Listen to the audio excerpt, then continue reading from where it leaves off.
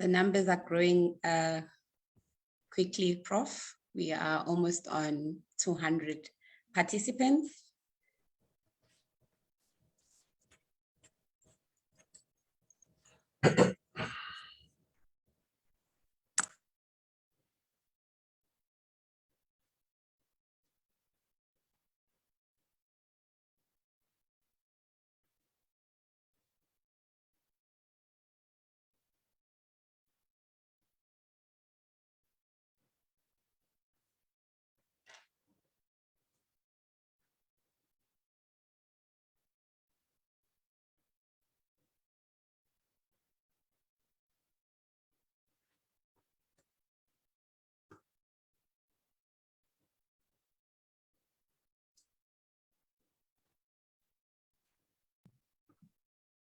We have about 211 participants, Prof. I think we can start the session. Thank you.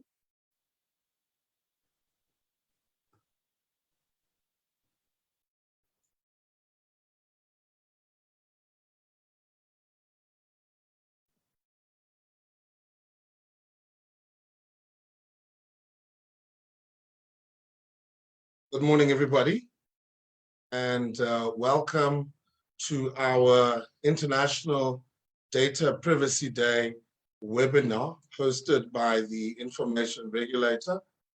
The topic for this year is Data Privacy and POPIA, a joint responsibility in the protection of personal information, essential to curb cybercrime.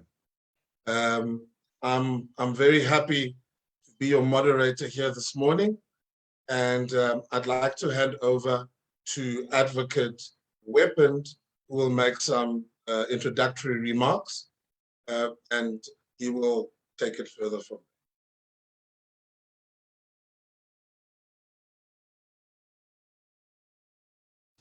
there. Prof, good morning to you and good morning to our esteemed speakers, the chairperson in absentia, and all other colleagues on the call. I would just like to do a small introduction of one of the new members who have joined the Information Regulator. Prof, so if you allow me this opportunity, I'd like to convey a special welcome message and introduce our new member, Mr. Mfana Gwala, who joined the regulator in December 2021. You will remember that the regulator has just transitioned into its second term following the appointment of members by the president in December 2021.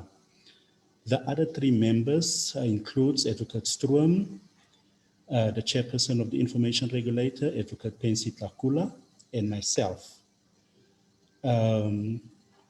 Ms. Tully continues to serve her term as she was appointed in December 2020. She effectively replaced Prof. Dana Pastorius. Mr. Gwala will be serving as a part-time member in the regulator's second term. He's an admitted attorney with the right of appearance in the High Court of South Africa. Mr. Gwala brings a wealth of experience in the public administration matters, employment and labor, constitutional litigation, procurement disputes, commercial litigation, amongst other, as well as alternative dispute resolution. We are excited to have him on the team and we wish him well. And you are most welcome, Mr. Mfana Gwala, to the Information Regulator. Prof, thank you so much for the opportunity. Over to you. Thank you very much, Advocate Weapond. And I think that was a very hearty welcome to Mr. Gwala. Mr. Gwala, are you there for us? Your mic may just be muted. Yes, I'm here, Professor Snell, I'm here. And thank you for that warm welcome from Advocate Weapond. I believe you will be giving us introductory remarks in the absence of the chairperson. Yes. Should I proceed, Prof? Yes, you may. Yes. Thank you to Advocate Weapon for that warm welcome.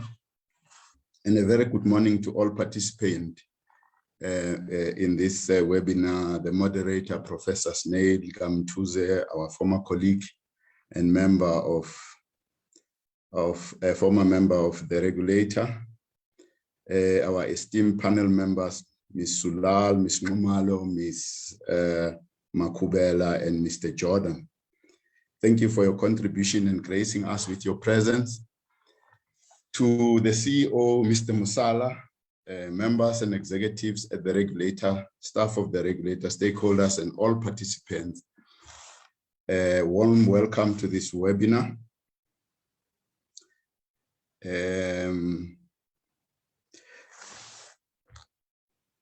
As you are aware that the regulator has entered into its second term following the appointments of members of the regulator by the president in December 1st, 2021.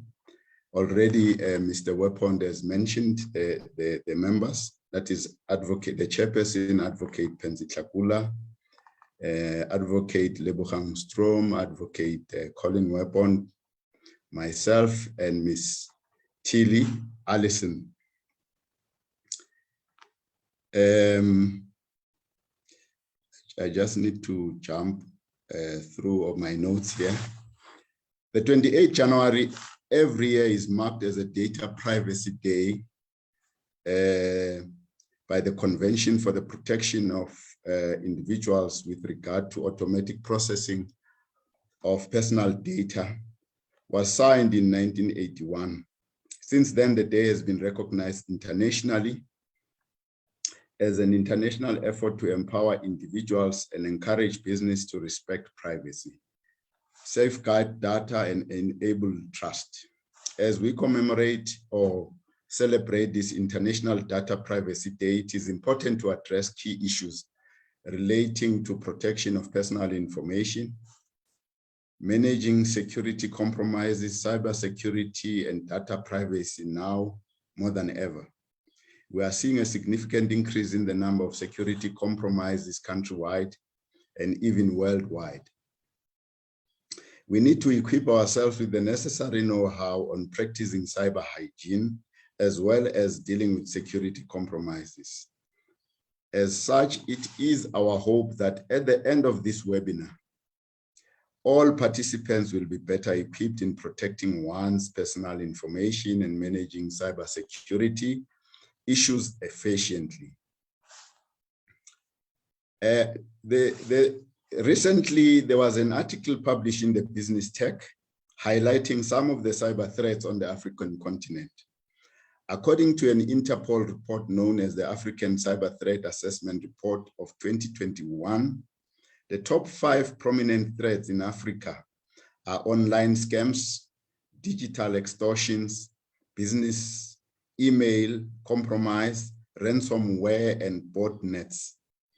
Interpol also highlighted that the African region experienced attacks against critical infrastructure and frontline services during COVID-19 pandemic. This, they say, was most prominently seen in South Africa and Botswana. Accenture also identified South Africa as having the 3rd highest number of cybercrime victims worldwide at a cost of 2.2 billion rand a year.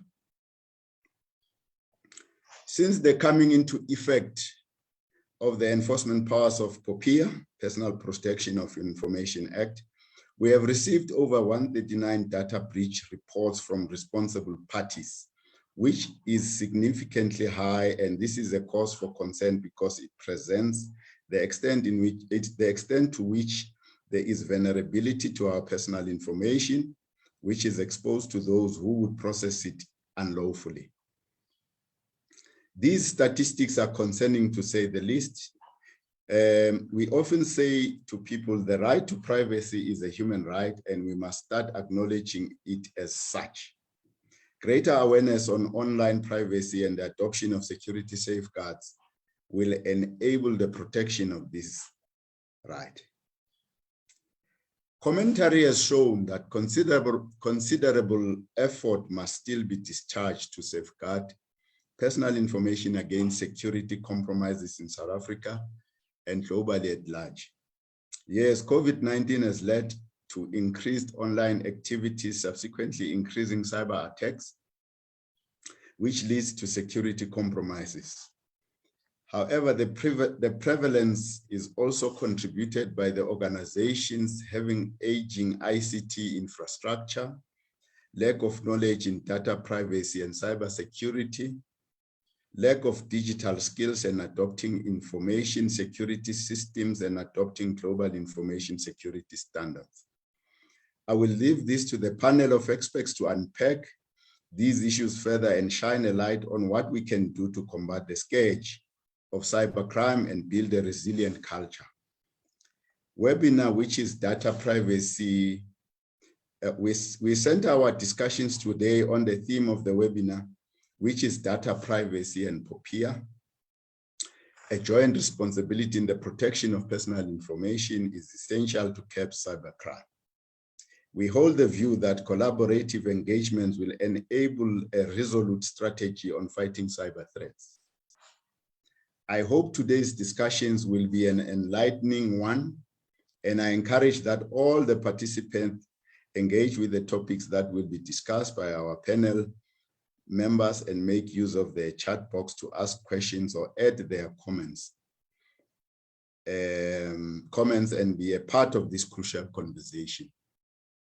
Moderator, Professor Snail, without wasting any time, let me thank everyone for joining us, and I welcome you all. Thank you.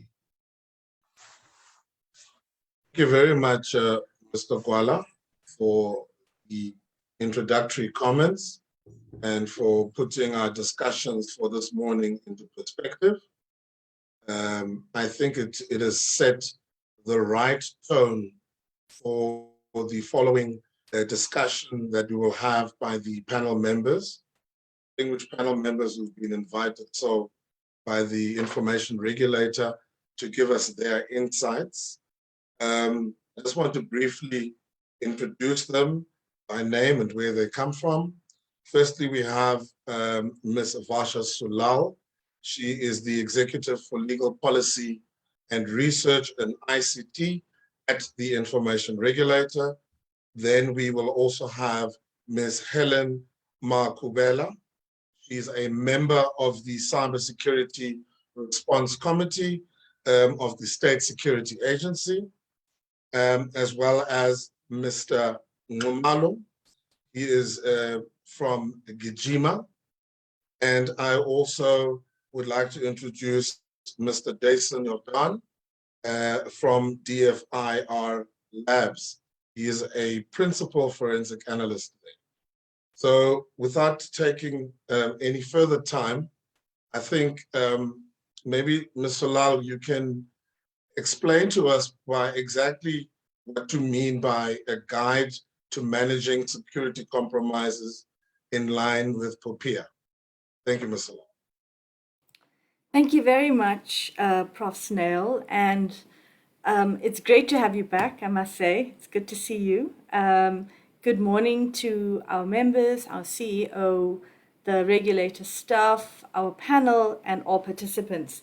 Before I can unpack what the type of guidance that we could look to for ensuring greater protection and ensuring that you can manage security compromises in line with POPIA, I think I just wanted to state that the prevalence of phishing, malware, and ransomware attacks pose a massive threat to entire economies, governments, and our very way of life.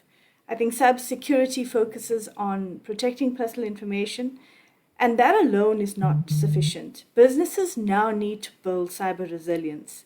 And in order for businesses to implement greater cyber resilience, a framework has to be implemented, and that framework will have to measure and create awareness relating to cyber threats.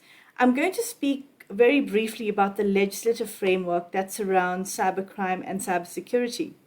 The recently enacted Cybercrimes Act intersects with the protection of personal information.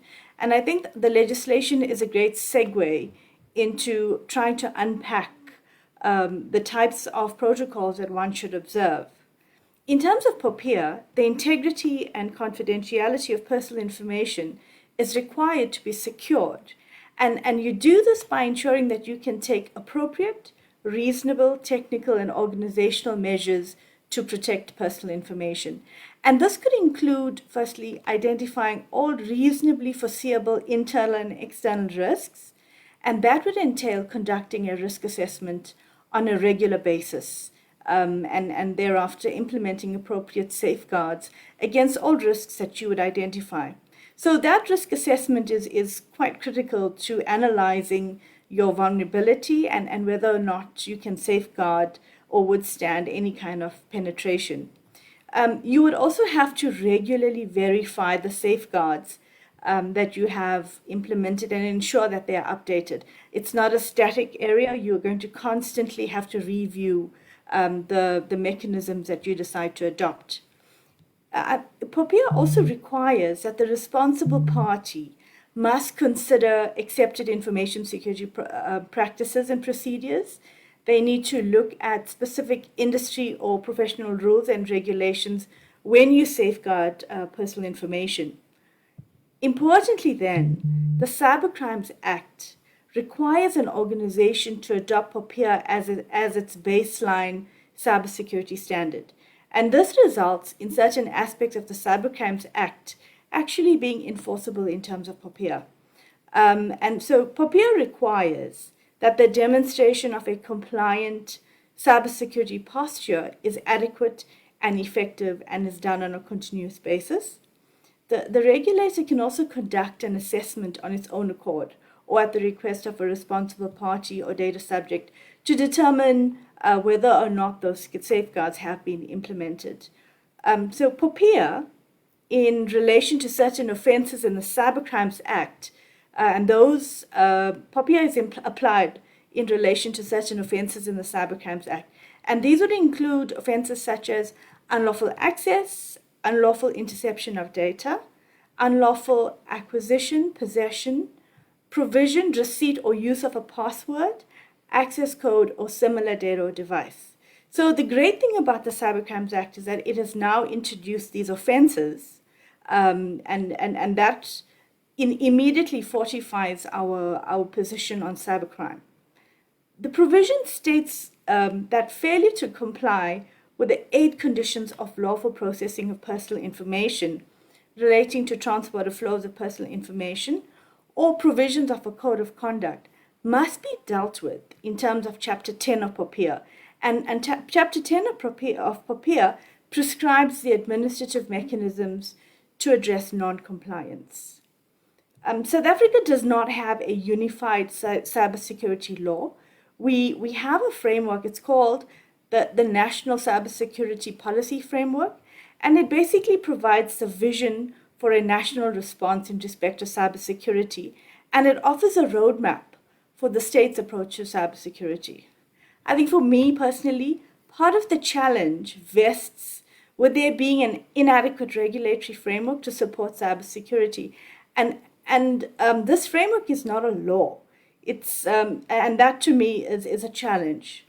One of the pertinent factors coming out of that framework is that national computer security incident response teams play a pivotal role in ensuring a national cybersecurity governance system. So I think that is one of the starting points, especially for developing economies such as ours. And Mr. Gwala made it patently clear that of the vulnerability that South Africa alone faces. And this takes you back to how important it is to have a legislative framework surrounding cybersecurity and cybercrime. And I mean, we're very grateful that the Cybercrimes Act has been enacted, or certain portions of it in any event. But coming back to POPIA, and I'm going to talk quickly about security compromises. In the event there is a security compromise, the responsible party has to notify the regulator and the data subjects as soon as it's reasonably possible to do so. We don't specify a time period, but as you know, the Act says that as soon as possible. So that could be, I think a guided time would be not exceeding 72 hours.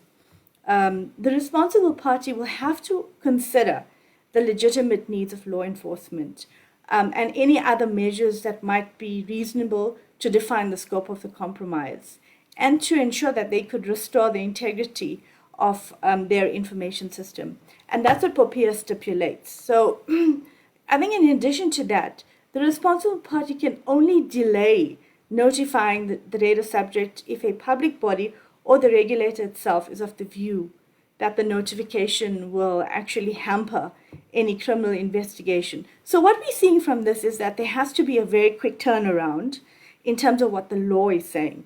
You need to make sure that the data subject is notified in writing, and the responsible party would have to also place a notice on their website or publish the notice in the media or in a form that the regulator would deem suitable. So I think what the responsible party has to do is that the responsible party has to furnish the data subject with sufficient information so that the data subject can take protective measures against the consequences of the compromise. I mean, we have no idea as to how that could actually impact on a data subject. We can only imagine.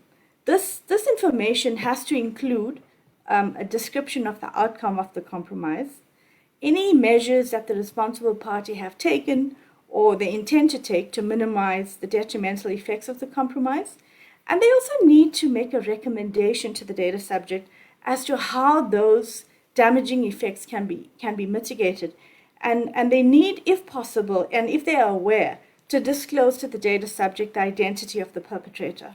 I mean, this is probably pretty unlikely if you look at the spate of cybercrimes, but in any event, POPIA makes that provision so that data subjects can take or adopt suitable remedies to protect themselves. And it also places a responsibility on responsible parties to make sure that they can advise data subjects adequately and give them as much information as possible. POPIA also states that the regulator can direct a responsible party to publicize a compromise if reasonable grounds exist to indicate that that publication will actually protect the data subject. And I think that's important because the protection of the data subject is now a legislative right, and it's important for data subjects to be aware that they have these rights contained in POPIA. And I think when we talk about building cyber resilience, you need to have a stringent strategy related to cyber resilience. How would you employ improved information security practices? How would you deal with aggressive cyber threats? So an information security framework will certainly serve as a blueprint for building an information security program that will enable you to manage risks and reduce vulnerabilities. So I think that's in terms of the legislative framework. Thank you, Prof. Thank you very much, Ms. Solal, and thank you very much for respecting 10 minutes that you've been given. We will surely hear more from you when we have the questions and answers session. So, the second topic that we will be addressing, which Ms. Helen Makubela will be addressing, will be the topic of cybersecurity in South Africa and its role on privacy. Ms. Makubela, are you ready to go? Yes, Chair, thank you so much. And thank you to the organizers for inviting the CRC to be part of this important event. So you will remember that in the past, the threat of unauthorized access to our data was that the intruders attempting to get access to our data that we wanted to keep private. But today, one of the biggest risks that our privacy and security is faced with is the unintended inferences which may threaten our anonymity, may reveal information about our political affiliations, or might even reveal information about our families, our health, and friends that we want to keep secret. But once we generate this data, anyone who possesses enough of it can be a threat, posing new risks to both our privacy and security. And of course, these are issues that impact all sectors, not just here in South Africa, but across the globe. So as such, compliance with data protection laws and protecting individuals' privacy is not just a legal issue, but is a right that is enshrined in our Constitution. And when we are talking about compliance with data security and privacy laws, we cannot ignore cybersecurity systems which are aimed at protecting these networks, the computers that we use to access the data, the devices, our organizational and personal information from the external threats. But at the same time, these systems are also vulnerable to internal threats posed by those entities that are providing the cybersecurity systems. Now, in view of these developments and the link between data privacy and cybersecurity, we have seen increased reliance also on the ICTs for our daily activities, operations and delivery of services. And in response to that, the government then moved the cybersecurity top on their list of priorities. We have seen authorities and those following developments in this space expressing concern in cyber attacks that have increased in frequency and sophistication, presenting challenges to organizations that must ensure that data security and privacy, as well as the protection of ICT systems from well-resourced actors. And in part, all these developments can be attributed to the high degree of digitization of socioeconomic activities, the vulnerability in our systems, the lax cybersecurity practices that we have, inadequate measures that are taken to protect personal information, and the broader challenges that are posed by the borderless nature of the cyberspace. Maybe let me just briefly look at the cybersecurity and cybercrime in South Africa. Since the start of the pandemic, we have seen a sharp increase in cybercrime and attacks worldwide and in South Africa, where most organizations saw crisis. Unfortunately, criminals saw opportunity. Criminals have taken advantage of the move towards a digital society to target new victims. And across the globe and in South Africa, we have seen some of the most devastating consequences and cyber attacks with significant impact, including reputational damage, data loss, financial loss, damage to infrastructure and operations.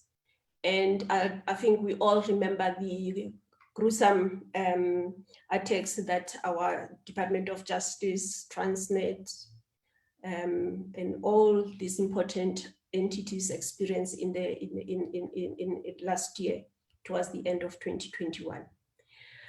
We also remember incidents such as the 2017 Experian data breach, where more than 60 million people's personal data was stolen, a serious and sustained cyber attack on South Africa's Life Healthcare Group that affected admission systems and email servers, the recent ARTO data breach where personal information of everyone who has received a traffic fine under this new law, their data was exposed, and many others. And in all these instances, personal information of many South Africans was stolen, possibly sold, and even auctioned for use in illegal activities. These are some of the challenges that we are sitting with on the cybersecurity side when it comes to data privacy. Now for the CRC, these are trends that underscore the importance of strengthening cybersecurity measures. But we are encouraged by the signing of the Cybercrimes Act into law and the POPIA Act, which came into force last year. And in the brief, we were requested to talk to how the two will complement each other, and I'm not going to go into that. I think my fellow panelist has adequately outlined how those two complement each other. And indeed, we agree that the enactment of the Cybercrimes Act is a step in a positive direction, as well as the coming into force of the POPIA Act.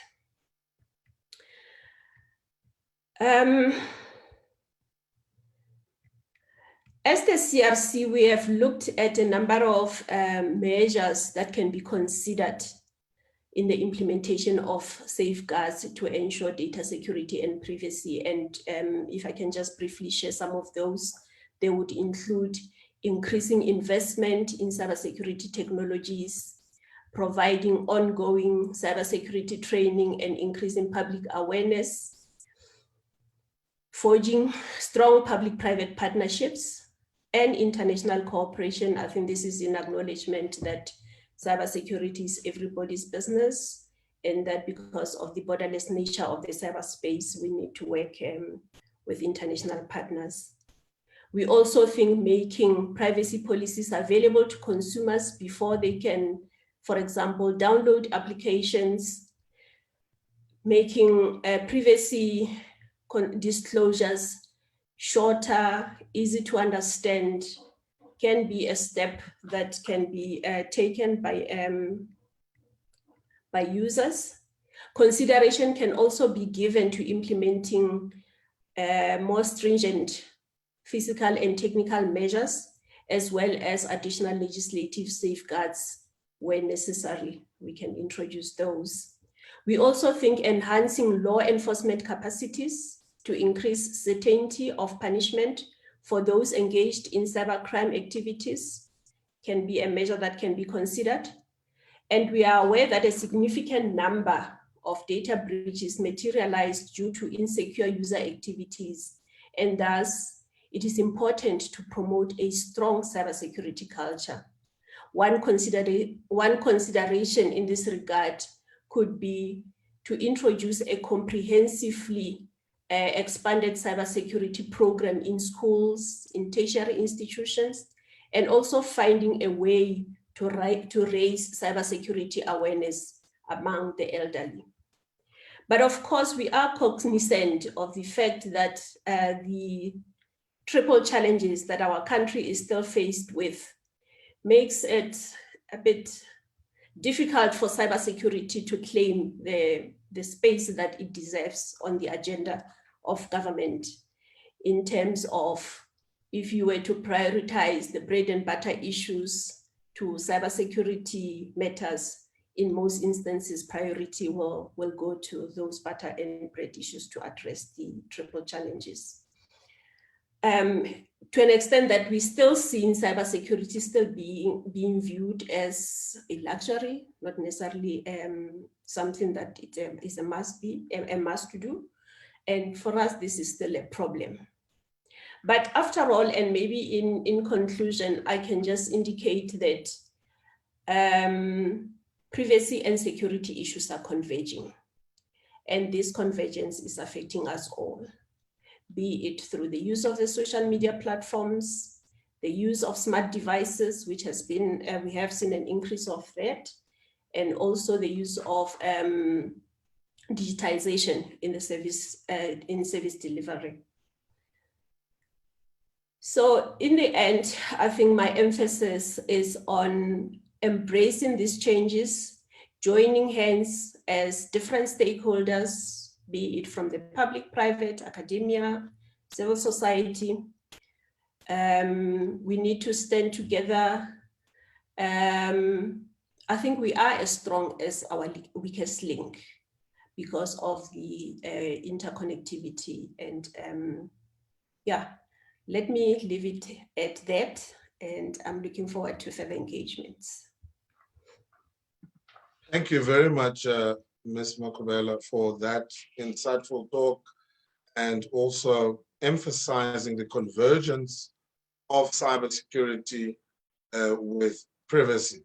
I think a very, very important topic that is mainly overlooked a lot, but I am happy to hear some of the initiatives that are being made from the public sector to educate the general population on matters pertaining to cybersecurity. Thank you very much for that. Our next speaker is going to speak about the IoT and the use of personal information. For those of you who don't know what the IoT is, it's the Internet of Things and personal information. So, Mr. Numalo, let me not steal your thunder. Please tell us about IoT and personal information.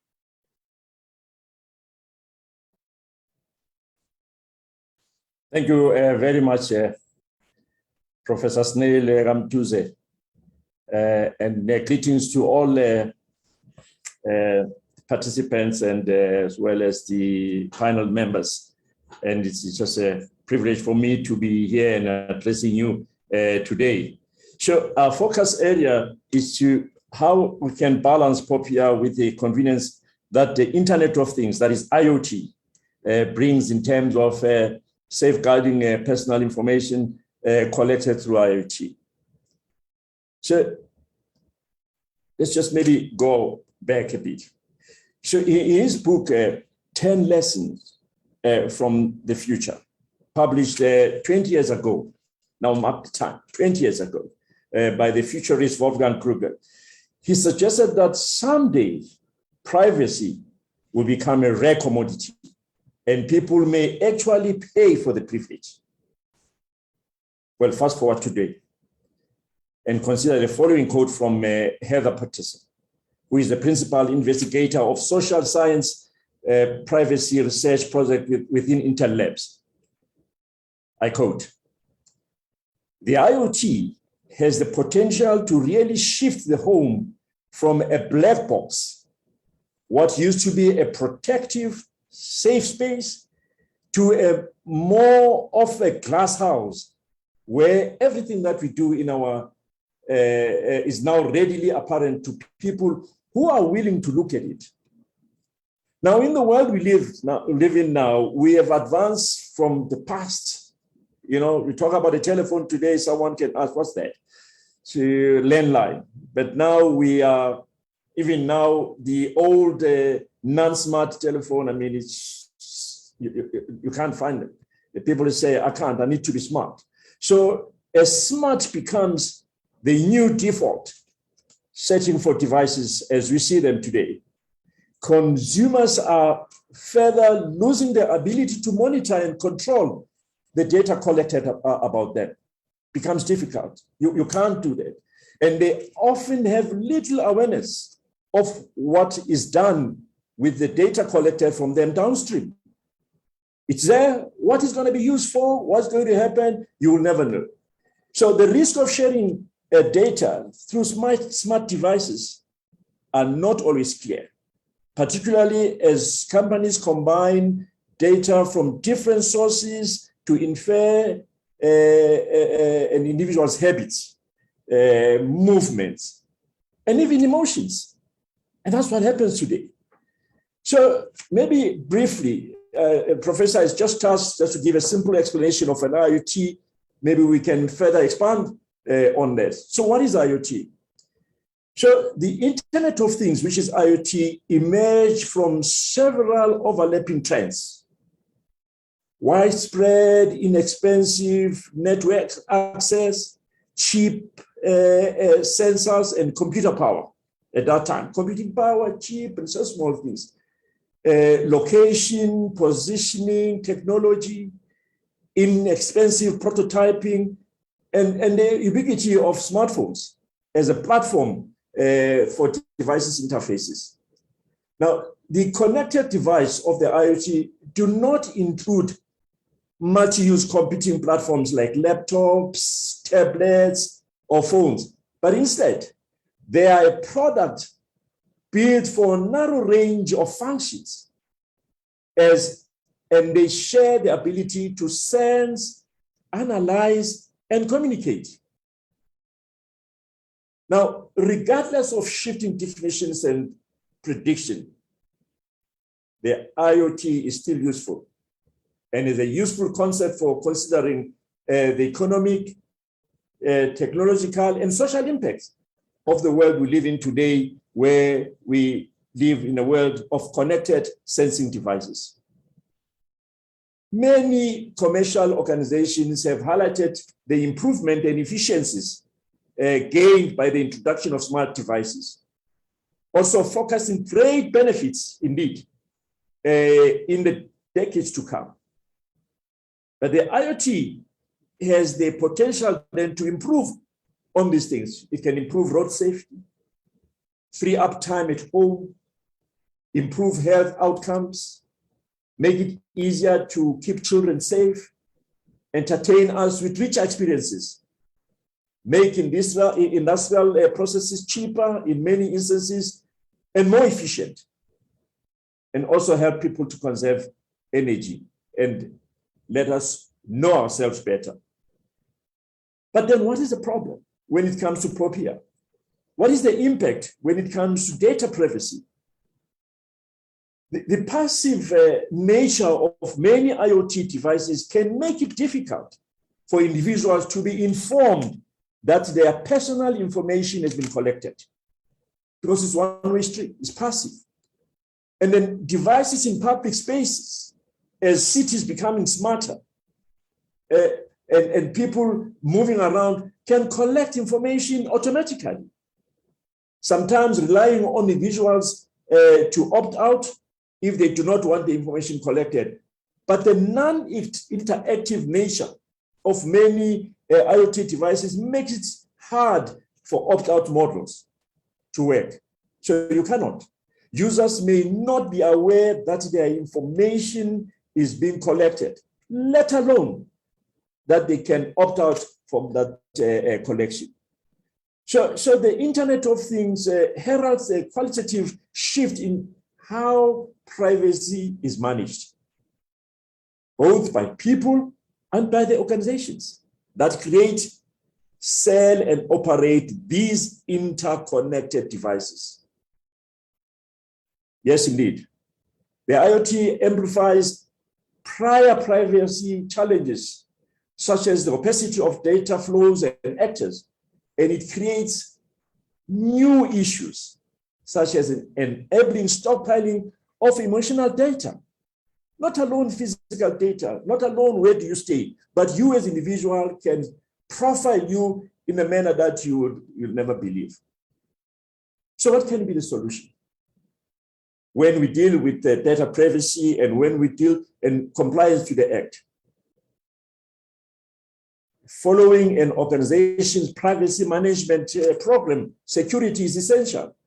And risk management leaders should urge IoT stakeholders to include privacy in their risk assessment, to involve legal advisors, to validate regulatory compliance in all business relevant jurisdictions. That is very important. It's not a technical issue only because it involves people and it involves people's data. That should be private. So it becomes also a legal issue.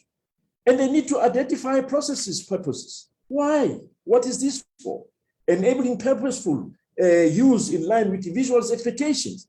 I need to be informed. What is this for? Why is my data collected? Why is it for? So that then I can know that, yes, I can agree to that. So they also need to make informed decision on appropriate amounts of data needed, and also that need to be purged as access data. You cannot just have an overload and a stockpiling of people's data. But also important to take a bimodal approach to migrate privacy risk of data generated by IoT devices and architectures and keep that as private, not to be used and abused in a way, and also then access to criminals. As we have heard from previous speakers, how cyber criminals or cyber security today is an important issue, is not just a fad. Then we need also to leverage privacy preserving techniques that need to be leveraged to enable pseudo-minization immediately, very quick. And also select platforms that when built in, they have a built-in security features in them. So the devices must have a security built-in device with hardware backed security. It has to be implemented and it has to be forced. So any device that is examined then need to ask, is it encrypted? Is can you store privacy? Am I sure that my data will be secure? No one will get into it. That must be confirmed by that. So this is very important to do, so that people then can understand that data is important and privacy to comply to the act is very important. Then all those investigated must be investigated, including multi-party computing, which also then has the format preservation of encryption and encryption in use, privacy preservation. All those standards should be implemented. We're dealing with blockchain nowadays in these devices to enable users to do all this. Superb. But what about the security and data for individual? So that is very important to note. So it is very important, Chairperson, that as the IoT is expected to grow rapidly, and then increasingly connecting different aspects of our lives and further blurring the lines between online and offline worlds, it's very important that when we look at it, that ultimately it is a tool that has the potential to bring benefit to everyone. Okay, but however, the expansion of the IoT will allow for new kinds of personal information to be collected and increase the amount of personal information collected in general. So how this data is used will play a large part in how much good the IoT creates. You know, traditional methods used to protect privacy and better inform individuals about how their personal information is collected, used, and disclosed are largely incompatible or insufficient today for IT devices. So what is needed? New innovative solution that can work with devices and services that essentially form infrastructure may be needed. It has to be innovated. So things like what? Security start at the consulting level and the testing. These must be certified. These devices must be tested and must also be have a standard of being security enabled. We need to have an IT security monitoring tools to monitor these compliances. Yes, IoT and also the OT security monitoring is very important nowadays in order to secure and protect people's data. Needless to say, end-to-end managed security services is the key in order to manage and comply with the Act. So in closing, Chairperson, it is very important to understand that once the devices, the IoT technology has advanced people's lives nowadays, but in terms of security of the data, and also how this can be abused, and also how this then can be at play for the cyber criminals, we need to take precautions in terms of how we enforce these measures. Thank you. Thank you, Mr. Ngumalo, and your analysis on the great use and the good use of IoTs and however also the threats that may emanate from the use of personal information. Thank you very much for that. I've just been requested to indicate that we have a poll today. So we're going to have two polls. The first poll should be coming up in a couple of seconds on your screen. There we go. So the first poll question is, does your organization have adequate security safeguards in place to deal with security compromises? In other words, what we colloquially call data breaches. So we're quite interested to hear what the poll will indicate to us. And whilst I've requested you to answer that poll question, I will briefly introduce Mr. Jason Jordan.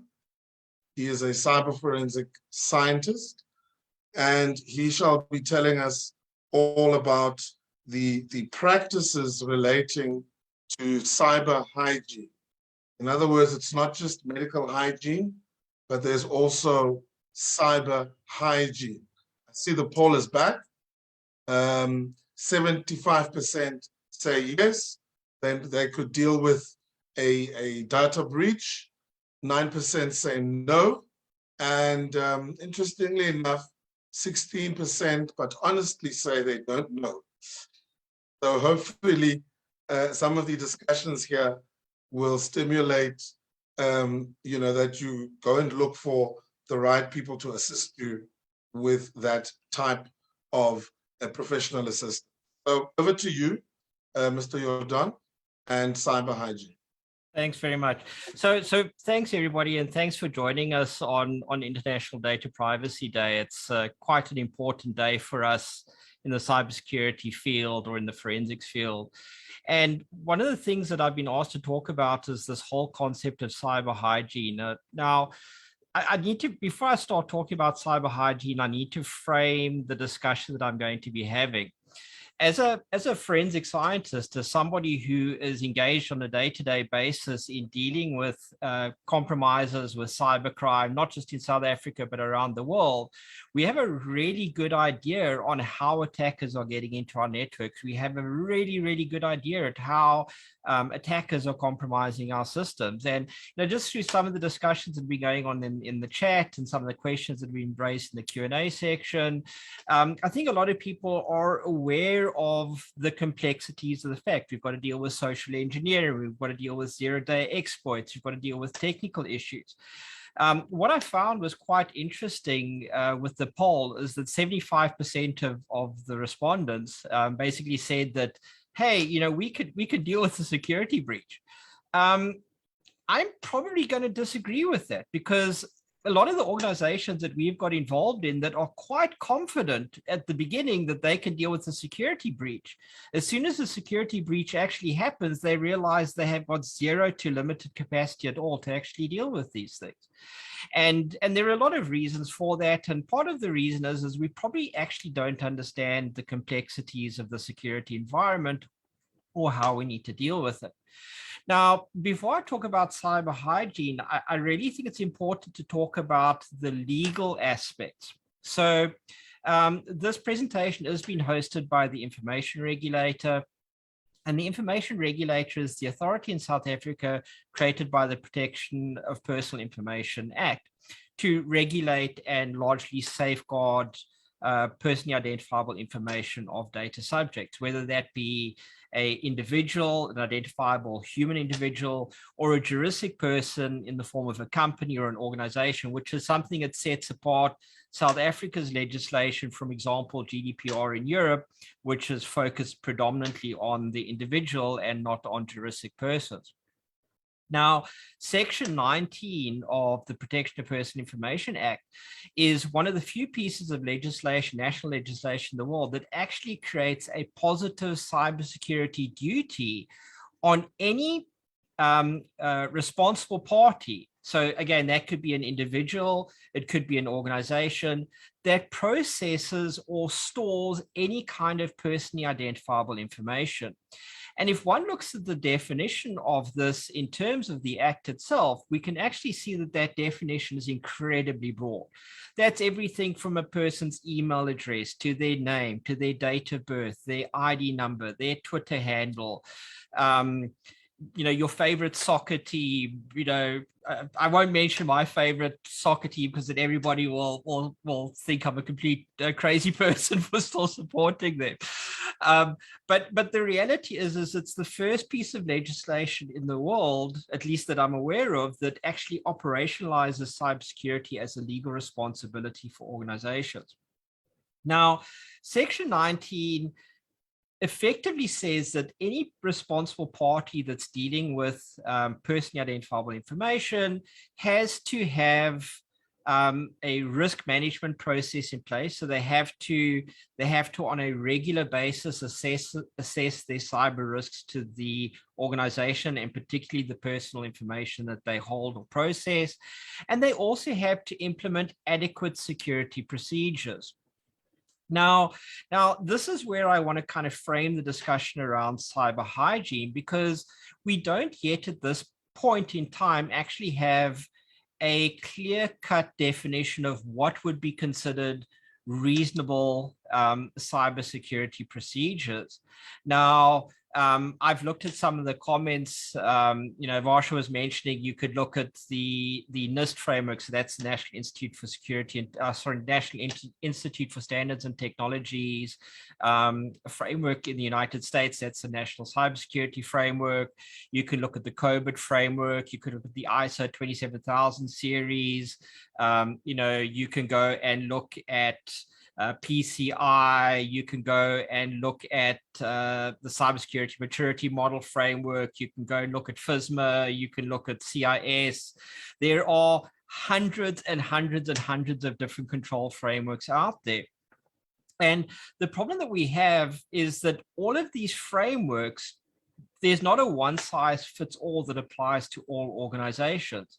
So for example, you'll have an organization in the financial sector that might require PCI compliance, but you'll have an organization in another environment, and I'm specifically now talking about the United States. If you're in the health industry, you'd have to be HIPAA compliant. So you have all of these different control frameworks in place, which provide some kind of cybersecurity blueprint for an organization. Now, how do you actually decide what is a suitable one? What is the kind of minimum standard that we should start seeing for individuals and organizations to actually protect data in their care? And this is where the concept of cyber hygiene actually comes into play. So I personally don't like the term cyber hygiene, even though it's kind of been the one that's been adopted in industry. But cyber hygiene is basically these good practices that an organization or an individual should do to actually preserve or protect data. I use this analogy because, I have a son, and he's just had braces. So it's like, you've got braces. The dentist says you've got to brush your teeth twice a day. And, we have all of these rules to look after ourselves. Well, if you think about it, cyber hygiene is really us looking after ourselves in this online space, this environment that we find ourselves in. And a lot of the measures that can actually be deployed or employed from a cyber hygiene perspective are not difficult. They also don't always necessarily need to be incredibly expensive or costly. I know, I'm not a vendor per se. I'm a practitioner and a researcher, and the reality is that we can implement a lot of security measures at very little to no cost at all. So what kind of measures should we employ? Well, first things first, we need to accept the fact that there is not one thing that we can do. There's not one silver bullet which will secure us. We have different levels of threats that we actually have to deal with. And if, for example, if I'm dealing with a nation state attacker, we're actually busy with a case at the moment in the UAE involving a nation state attacker.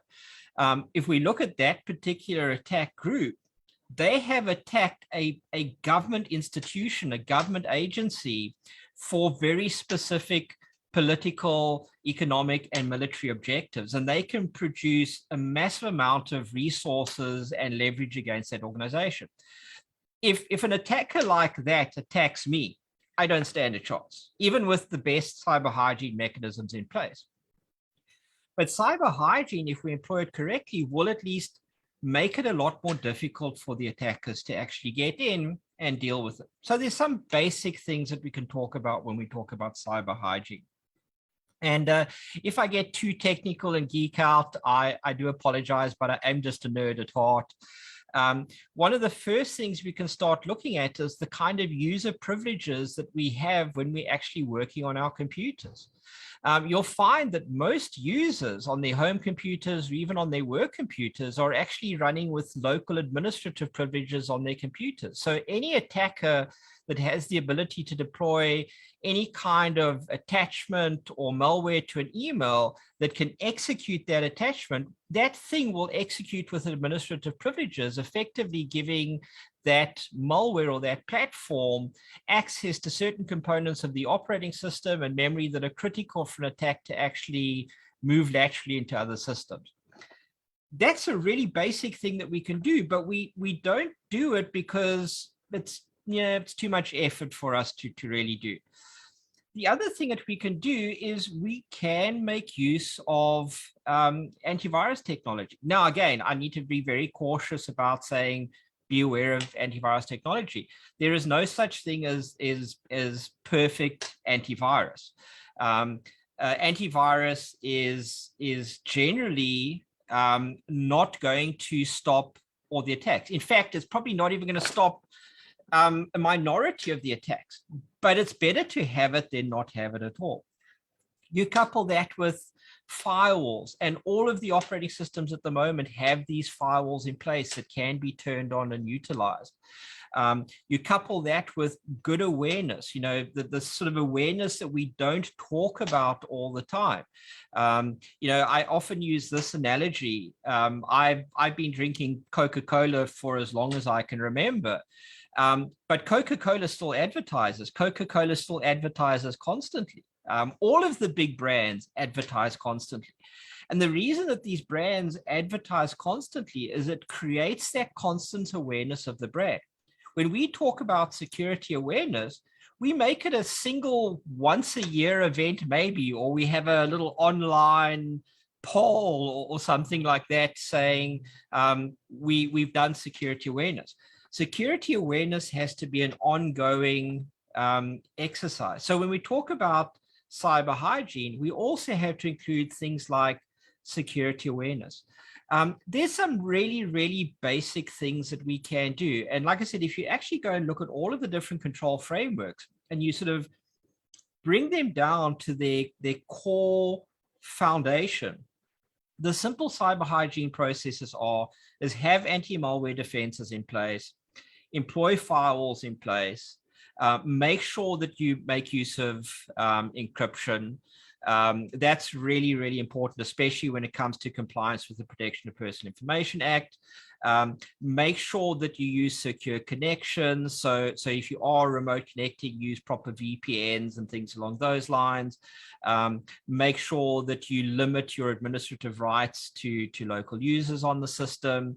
Make sure you know what hardware and software actually exists on your system. So these are just some of the basics that you can do. And I'm pretty sure that there's going to be a lot of discussions that are going to come out from this in the Q&A section. But again, we have seen that in organizations that just have these basics in place, they're a lot harder to target than organizations that don't. And I'm going to pass it back over to my friend Sizwe, and let's open it up for Q&A. Thank you, Jason. Thank you for that presentation.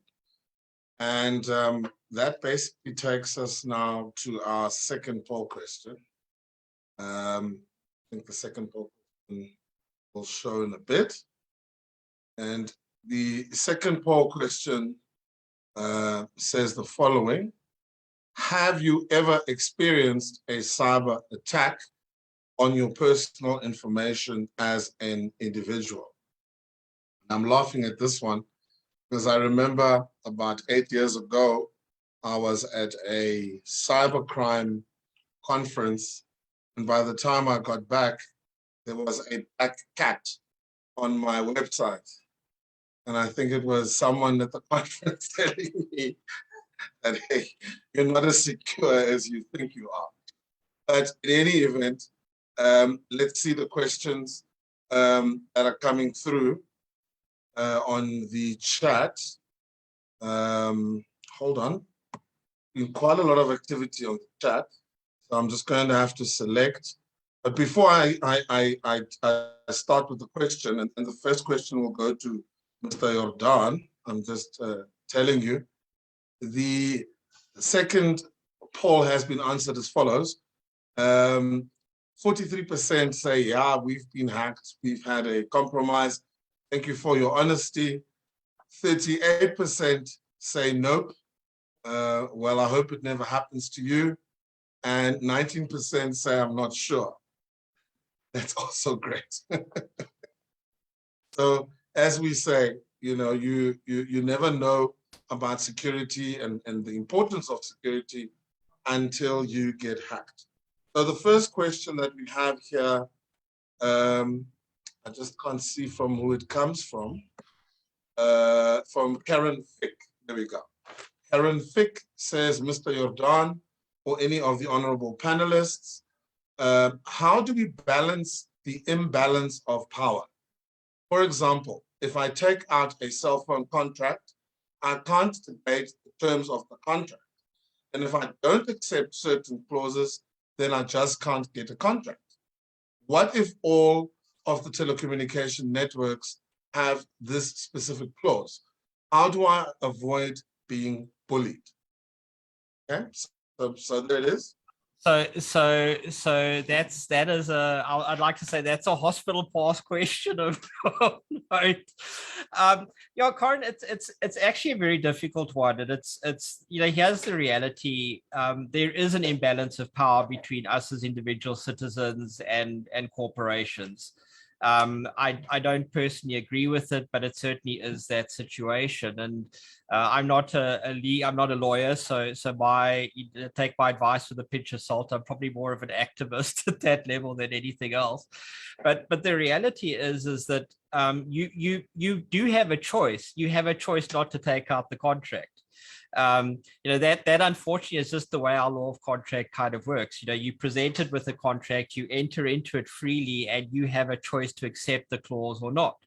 And again, I don't necessarily say I'm agreeing with the bullying. I think that the way the contracts are often drawn up are horribly one-sided. And it's not just a South African situation, it's a situation that we have all over the world. But I can promise you, I've engaged with companies, you know, with contracts where I'll look at the standard contract and I'll start drawing lines through it and initialing it, and you know, I'll give it back to them. They're like, oh, but you can't do this. I'm like, no, you don't understand. It's a negotiated contract between me as the consumer and you as the company. And sometimes they tell me to get lost, and other times they're willing to concede to some of my conditions. But I think we just have to accept the fact that we as individuals, we do have the power. We have a very strong constitution in this country, and yeah, I just think that's the kind of thing we need to do. It's not easy to do, and you know, obviously there are other avenues that you can use, like the Consumer Protection Act and things along those lines, where you feel that a contract might be unclear or unjust or unconstitutional. But yeah, we are limited as far as that's concerned. So hopefully I've answered that question as best I can, Corin. I don't know if any of the other panelists want to jump on board, because this is a really complex one. I was going to ask Ms. Sula from a regulatory perspective to come in and see whether from a regulatory point she sees anything that she can answer there. Sula? Thanks, Prof. I'm not certain what those encroaching provisions are, but if they relate to your personal information, I think the Act is pretty clear on how your personal information can be utilized. So just watch out for those types of conditions. I'm not certain what it is that you're referring to, because it could be a whole host of issues. But for me, I think when it comes to how your personal information is utilized, you know, make sure that they have secured your consent, and don't sign away your life unnecessarily, please. I don't know if you want to add anything, Prof. No, I think that's as much as could be said regarding that question. I'm sure we can debate it further. But I'd like to take another question. This one comes from Advocate Nandipan Tsaluba. It says, at Helen, the Cybercrime and Cybersecurity Bill 2017 provides for specific roles for the establishment of certs across various sectors of the economy. How far are we in the finalization of the cybersecurity legislation to enable full implementation of the frameworks, the Cyber Command, the Cyber Hub being examples, with regards to protecting the territorial integrity? And then she goes further, it's a bit of a long question. If cybersecurity is a strategic risk, how are we intending to influence the appropriation SONA priorities and strategic budgeting and funding to profile this reality? Okay, so Helen, I see it's a mouthful. I hope you can answer it. Thank you, Prof, and thanks for that question. So before we got to the 2017 Cybersecurity Cybercrimes Bill, we had the NCPF, the National Cybersecurity Policy Framework, which had also outlined a number of institutions to be established in an endeavor to build that cybersecurity capacity and capability. At that point, the different government departments that form part of the Cybersecurity Response Committee had already started establishing some of these institutions. The SSA, for example, was given the responsibility to establish a government cybersecurity response, a government CSERT. That is there. The Department of Defense had a responsibility to establish a cyber command, which the question is talking to ensure that territorial integrity.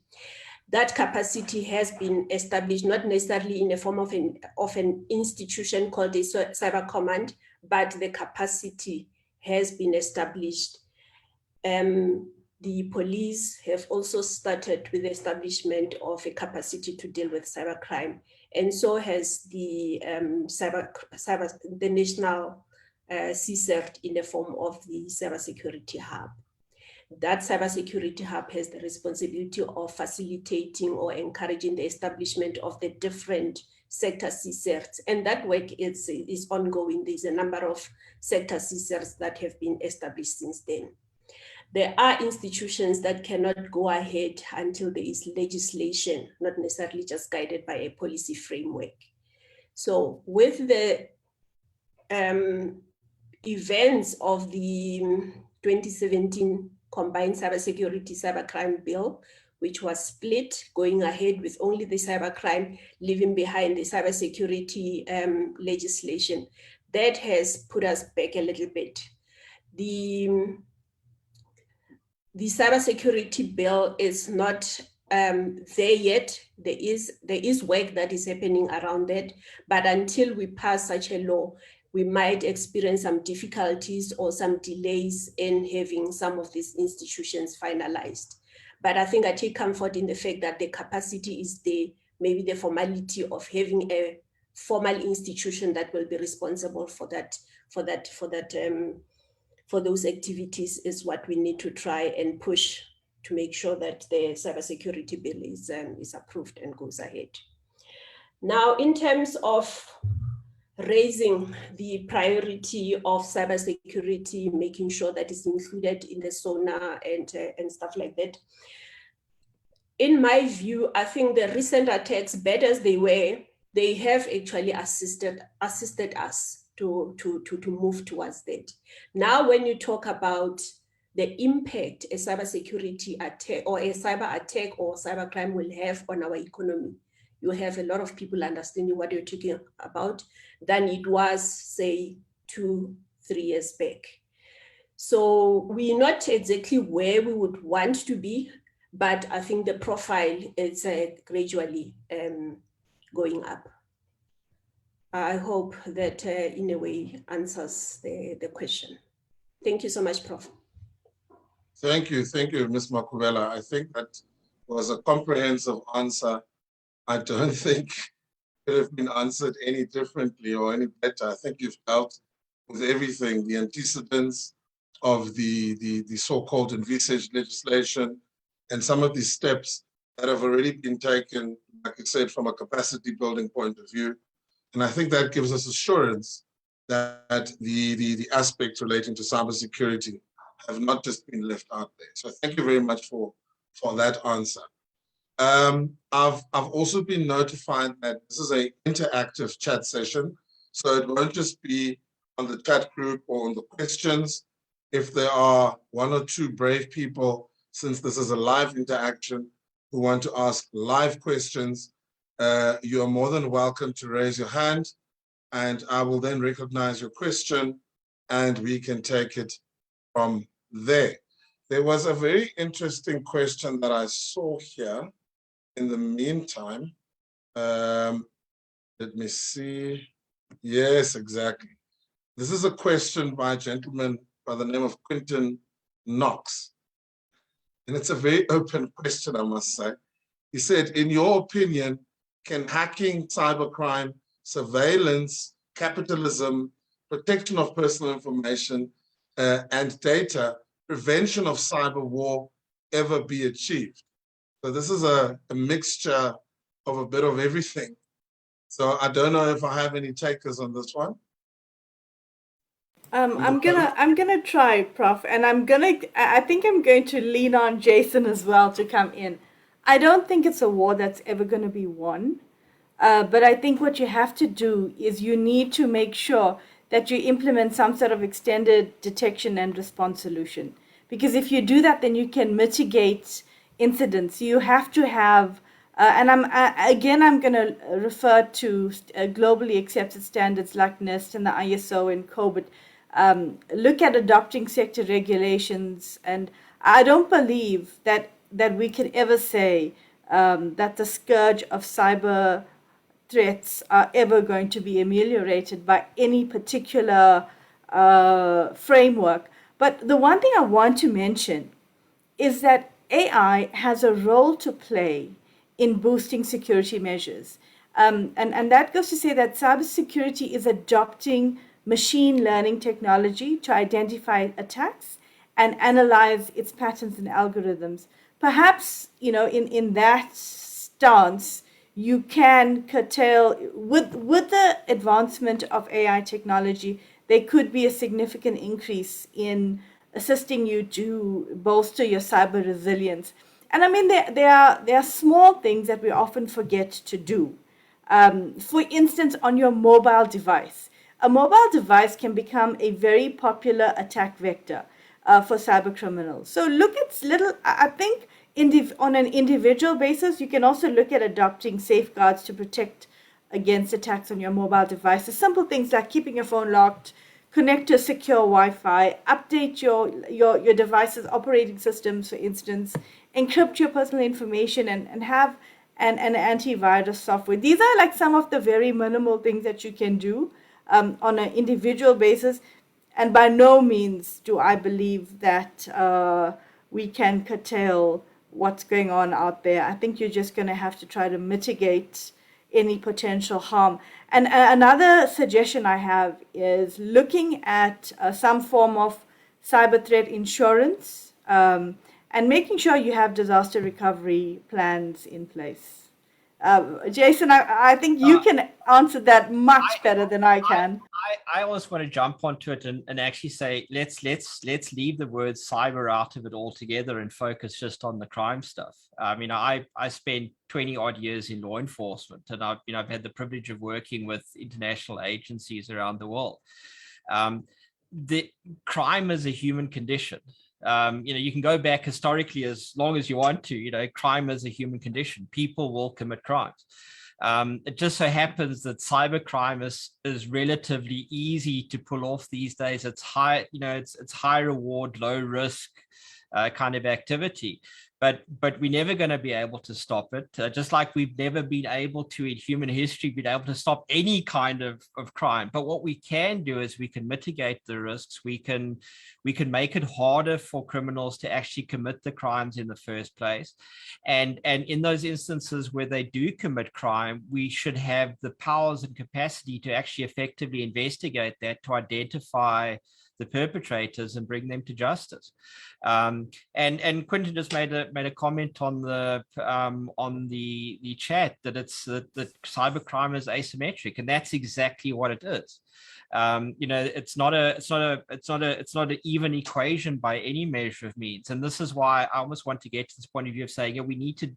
It's not a lost war, but it's never a war that's going to be won either. It's going to go through hot and cold periods depending on how society reacts to it.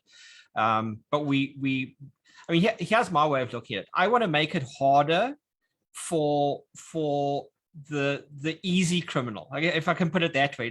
Like I don't go walk down a dodgy part of this, of the street at night because I know I'm going to get mugged. I'm going to be very cautious about that. But that's not going to stop some professional group of criminals that want to kidnap me from doing it. So I want to harden myself against the average crime, the low-level crime. But if somebody's really out to kidnap me and get me, and they're prepared to sink the resource into taking me out, then they're probably going to do it anyway. But I don't need to make it easy for them. So that's where I would do it. I don't think we can win it, but I don't think it's one that we also can necessarily lose either. Thank you. I think I want to add something to that, Prof, if it's okay with you.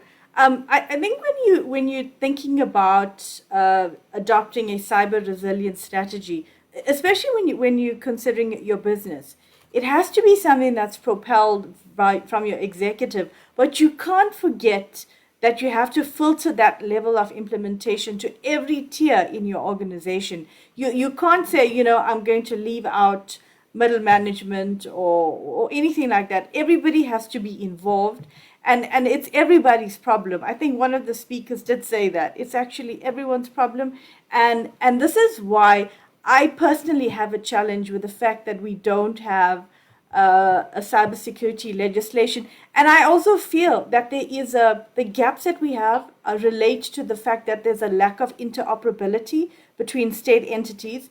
So I think moving forward, that kind of stance can certainly assist South Africans. We need from a state legislative and policy level for there to be cohesion. And once that is entrenched, it will make it a lot easier. And also having agreements, for agreements, multilateral agreements relating to prevention of cybercrime and cybersecurity. Thanks. I see Dr. Peter van der Walt also leaning in on this one. And he makes the comment, you cannot combat cybercrime without AI. I would like Mr. Ngumalo's comment regarding, you can't combat cybercrime without artificial intelligence. Yeah, thanks, Prof. Maybe let me start by saying I concur with the other panelists. In terms of cybercrime, you can't, it's there. The threats will remain, it will continue in that way. But maybe let me just quote the old adage, the old proverb from a wise man, which says, a shrewd person sees danger and conceals himself. I think it starts there. So that kind of awareness, to be proactive, because the criminals are moving ahead. As we have said, we're in the smart technology and things are happening. So all those kind of things need to happen. And also to be taken in an organization, whether it's in government or it's in private, from the top to down, to make sure that people are aware of such things. In our company, we run regular, you might think it's a prank. It comes to me as well as a CEO, I make sure that I press this, I open this attachment. What does it mean to me? Have I thought before I did that? What about phishing, things that are happening? Because easily you can compromise everyone. you know, and how strongly protected is by Active Directory as an organization, because most of the intrusion, I mean, comes in there because people want just to get hold of you on your Active Directory, and then they've taken you, because now they give themselves privileges, they go in there, and what is scary is that criminals, as they do these things, I mean, it's not today when they strike you that they came in today. No, they've been lying in there and understanding and trying to know your business. So if we have secure encryption, you've got all those things, I mean, upfront. And I had someone talking about disaster recovery. You plan those kind of things. So say, when I have an attack, what will I do? And then you do that. Thank you very much. I see there's a question here by Anonymous. I also see there's a hand up. Don't despair. I will recognize you shortly. Let's deal with Anonymous's question. And I see why it's anonymous. It says, Experian did not follow the breach notification procedure as prescribed in POPIA. Has the regulator taken any action? To this day, data subjects have not been informed about what happened. Okay, so I think this is a question. I guess that one's for me. The regulator. Okay. The Experian matter occurred prior to the regulator being bestowed its enforcement powers. And I think that was a challenge at that point. But what the regulator is doing in terms of its compliance and oversight powers, it is monitoring the Experian breach and their updates and engagements with Experian to ensure that they comply with the provisions of POPIA. So I'm a bit startled to hear that data subjects were not informed of the breach, and it's certainly something that the regulator will take up with Experian. Thanks. Right. I see Advocate Nsaluba, your hand is up. I recognize you. Thank you, Prof, and thank you to the colleagues at this particular wonderful forum. Prof, I would preface my question this way. When we attended the launch of a cybersecurity legislation in one of the countries in Africa, the minister responsible said, I need answers. The small girl who is an SMME in Tsomo was actually paying a certain lawyer. And after doing that, he's informed or she's informed that that particular money never reached. That was the only cent she had. I'm using this to say, I'm begging us to get to the reality of the woman and the man down there in the deep rural. And I'm pleading for this approach because I want us to get to the realities of what cybercrime is doing to our people who vote. And my question is, one, we've been having various pieces of legislation talking about cyber inspectors. And remember, I said I'm talking about people in the deep rural who are victims as we speak. Now, the cyber inspectors, I feel it was a capability that the legislation in terms of online transaction far back had foresight on. Fast forward, the framework that we're talking about cybersecurity, the one that talks about the various sets, also talks about cyber inspectors. And I'm asking for the sake of the person down there, not us in our offices. When are we ensuring that this capability is funded and is fully operational? And I'm asking this question, one, because Varsha, you spoke about the cybersecurity insurance. I want to share with you, I've been in government for a while and passionate about cybersecurity. But as we speak, government does not talk about the cybersecurity insurance. It's like you saying creek And that's where the better part of the information of citizens is located. So, and I move to issues of liability. I want to talk to the question that the anonymous referred to. When our information gets taken as citizens from Tsomo in the deep rural, whether it's from a bank or what, and there is no compliance with POPIA, what is it that is the regulator is advising people to do? Thank you. Thank you. Thank you, Advocate. I think just to summarize the statement / questions that posed, I think the first question was, what is the state doing in terms of capacity building and materializing its cybersecurity capabilities and cybercrime investigative capacities, as well as measures to prevent the abuse of personal information?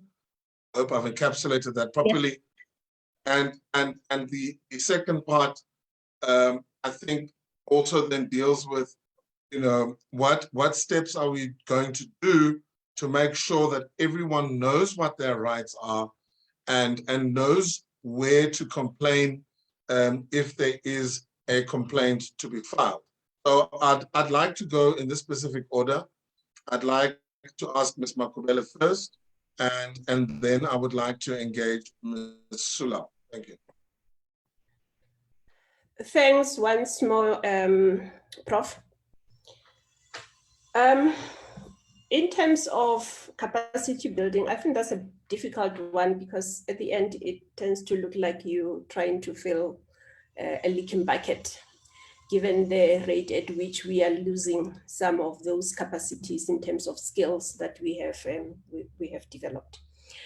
But one option that we strongly considered and is catered for in both the NCPF and the Combined Cybersecurity Cybercrimes Act is emphasizing on public-private partnerships as well as international cooperation.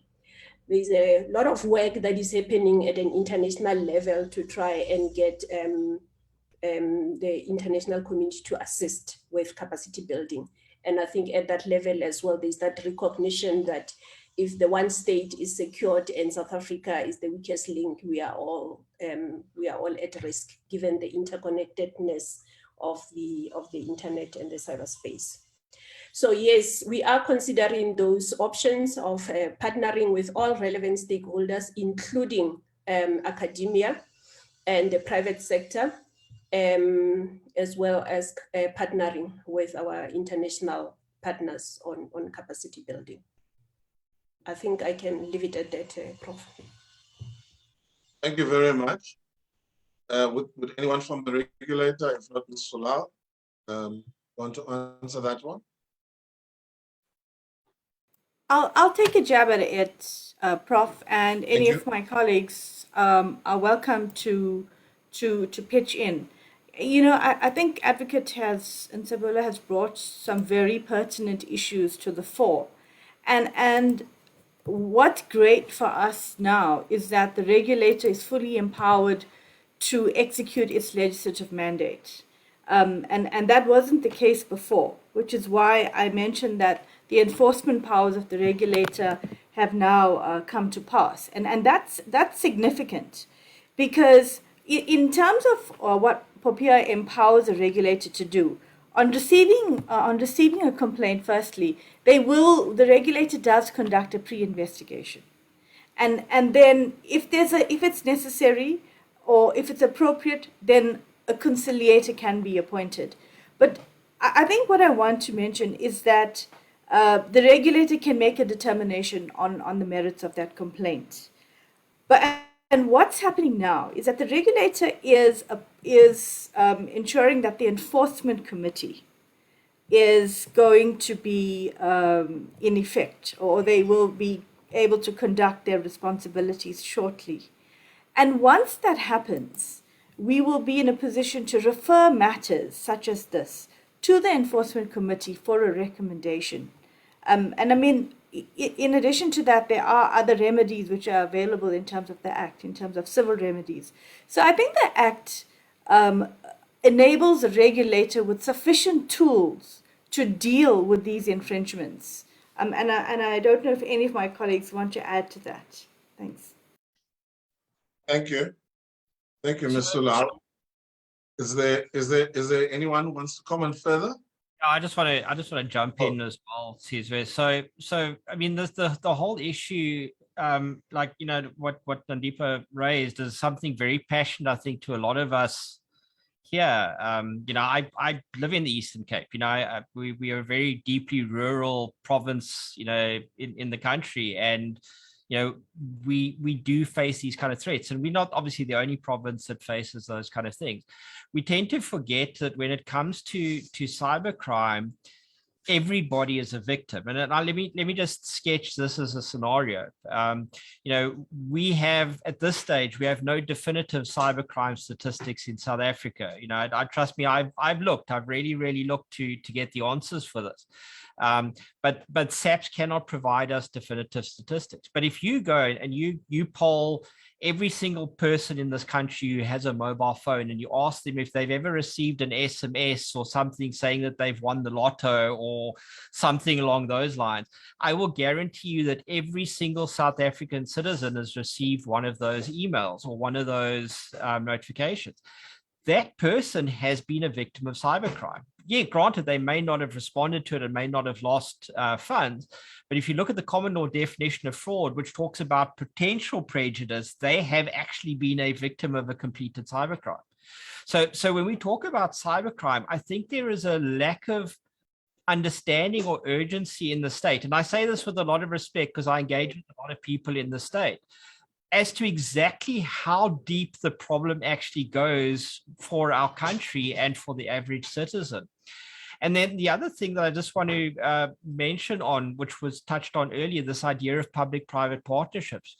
We see this all over the world where the concept of dealing with cybercrime is a state thing.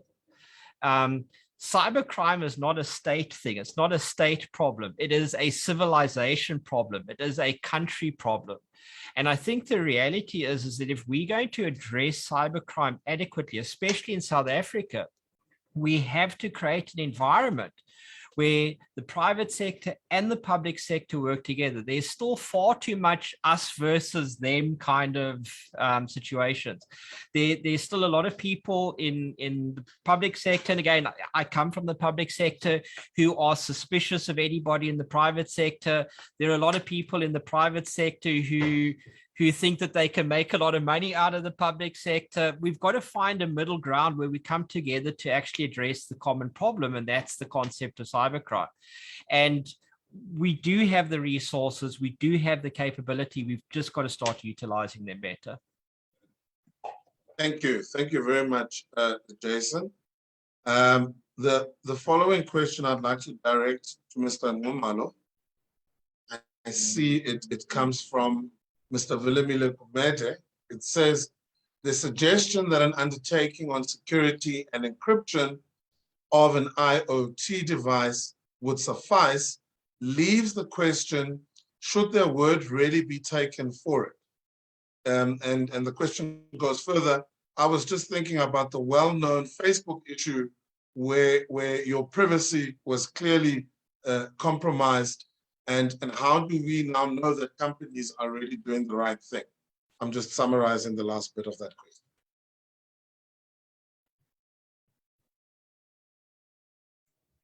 Yeah, thank you, Prof. I think what is key, and I'm just also listening, I mean, you know, what Advocate Chaluba was saying. I will reiterate the issue of the awareness that is created. Until, you know, us as individual, you know, whether it's in private sector and or in public sector, if I as an individual make it a point that I have a right to privacy, it starts there. So, like for instance, if you receive something on your phone about someone you don't know, that you didn't expect, it's just like someone knocking at the door at your home and you're not expecting a visitor. You say, who's that? You want that person to identify himself before you can open the door. So it's a normal practice, even also in the digital world, that before you press, you understand, who is this? Because I'm not expecting this. Then I can delete without even opening that, without thinking about that, because it means nothing to me. I've got nothing to do with it. So that's very important. And now, if you come to, the right in terms of, I'm sure, I mean, Jason spoke about it. It's nothing you can do in most cases, because it's there, it's a smart world, things have to happen. There are benefits and also counter issues into it. But we need to be sure what we're doing in terms of making sure that we are secured. So the demand for encryption, to make sure that you encrypt it, so that this privacy is secure, it's an individual's demand.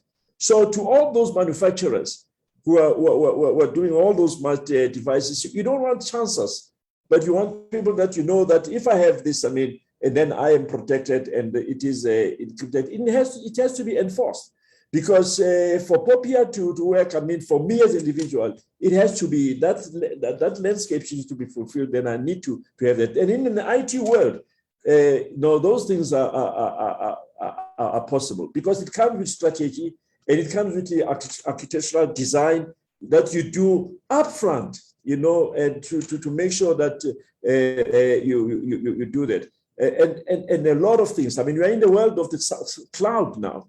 You don't know where the data is sitting in AWS, in Amazon, or what's happened, who has got access to it, is protected. But you have the right to know that I am protected. So it's not a nice to have, but it's something that everyone who is dealing with people, make sure that people's privacy is respected.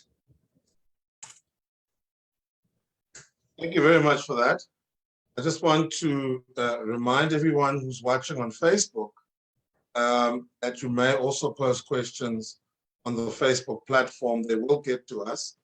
We have just under another 10, 15 minutes of this discussion forum before I will hand over to the CEO to give us some concluding remarks. The next question here is from Anonymous. And the question is, what steps is the Information Regulator taking to increase the internal skills in the area of data processing and cyber security? Most employees at the Information Regulator appear to be advocates. I don't know if any of the members who are online would like to answer that one.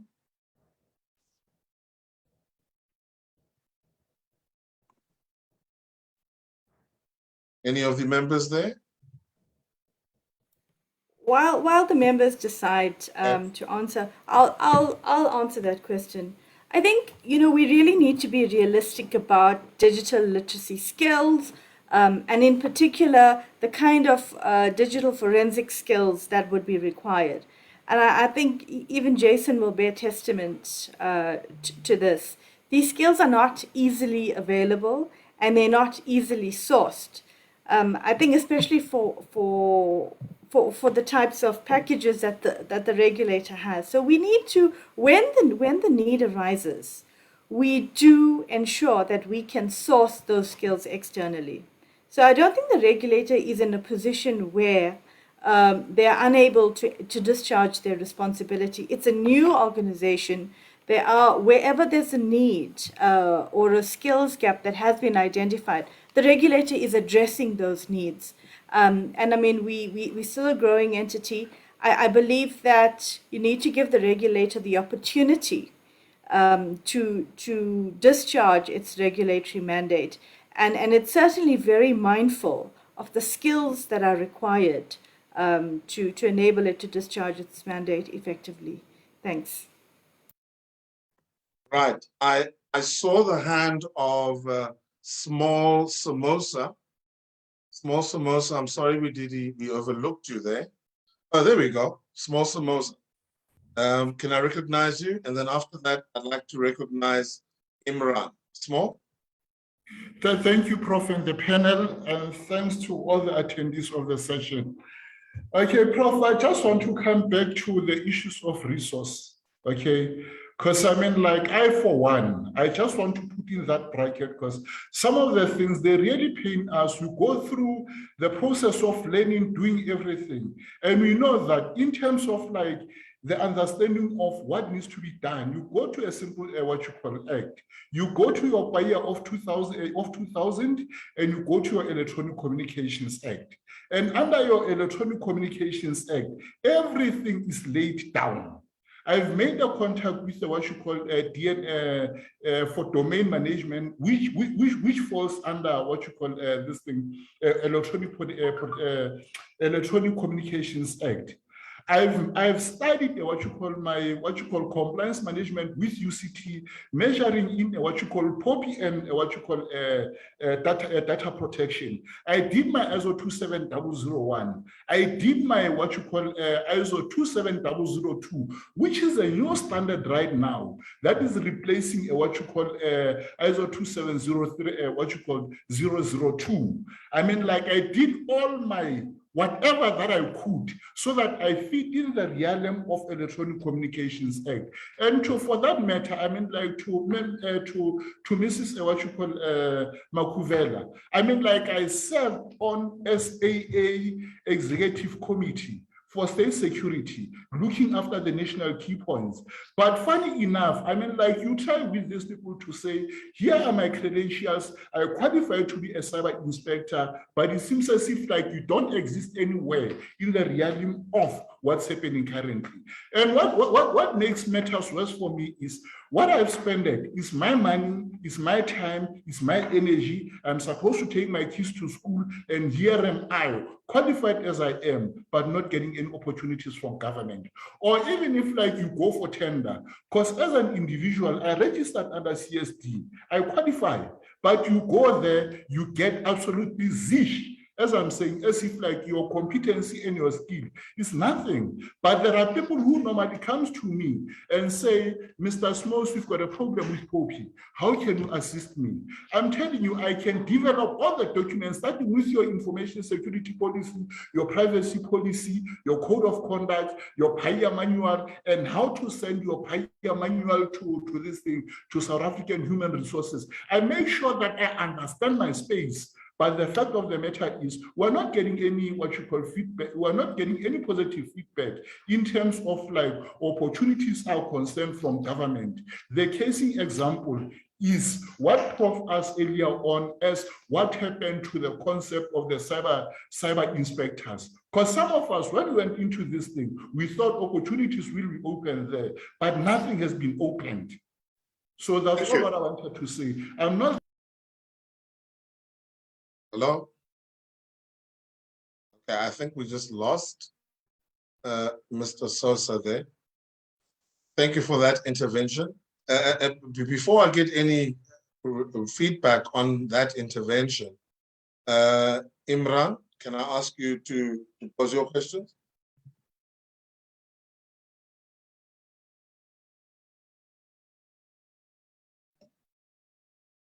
Imran, I see your hand is up.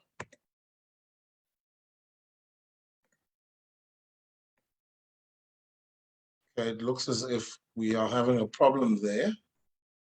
Let me go to some of the other questions.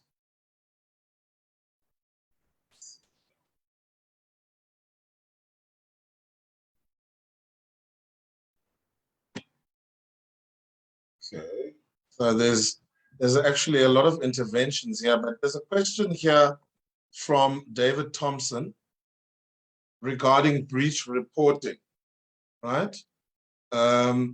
Where could one get breach reporting templates and guidelines? And then I also see Anonymous again asking a question here. It appears many companies are not taking the POPIA seriously. And, you know, there's a perception that the regulator is ineffective. You know, what can be said regarding this alleged non-compliance? Try to paraphrase that question in a politically correct way. Thank you. Okay, let me take that, Prof. I think the regulator is going to be shortly publishing a template within which to report security compromises. And the reason for that is to ensure that there is a standardized reporting mechanism.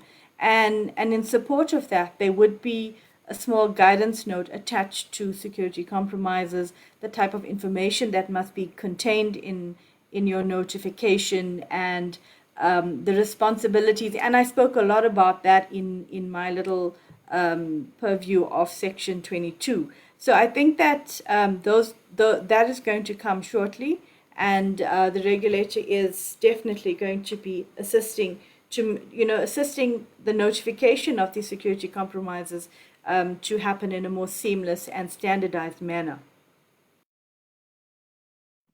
Okay, thank you. I see Imran has actually put the question on the chat. Maybe he had a problem with his mic. What is in place to deter cybercrime within South Africa? Are there relationships to combat those attacking our country from outside? And other than educating those on data privacy, there doesn't seem to be an understanding or a real fear as to what can happen in the instance of cyber criminality. I'd like to get some feedback there from Jason and possibly Ms. Makubele. I don't mind also lending a voice there, Prof. Yeah, No problem.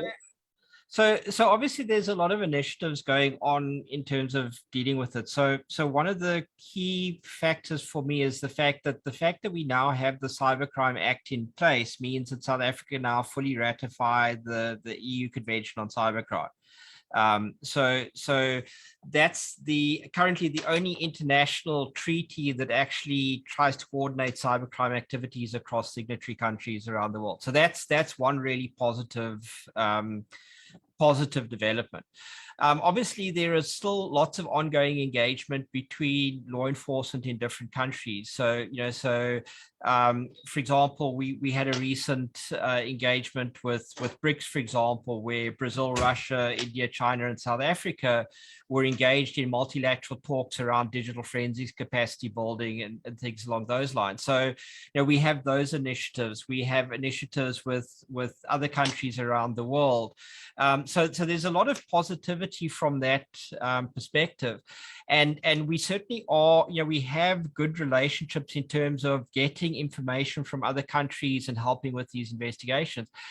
The problem that we have, and I'm going to sort of be quite blunt about this, is we do not yet have a global treaty on cybercrime or cybercrime investigation or cybersecurity, which is driven through the United Nations. So we have limited legal mechanisms at an international level to coordinate things internationally, globally, as opposed to in regional blocks at the moment.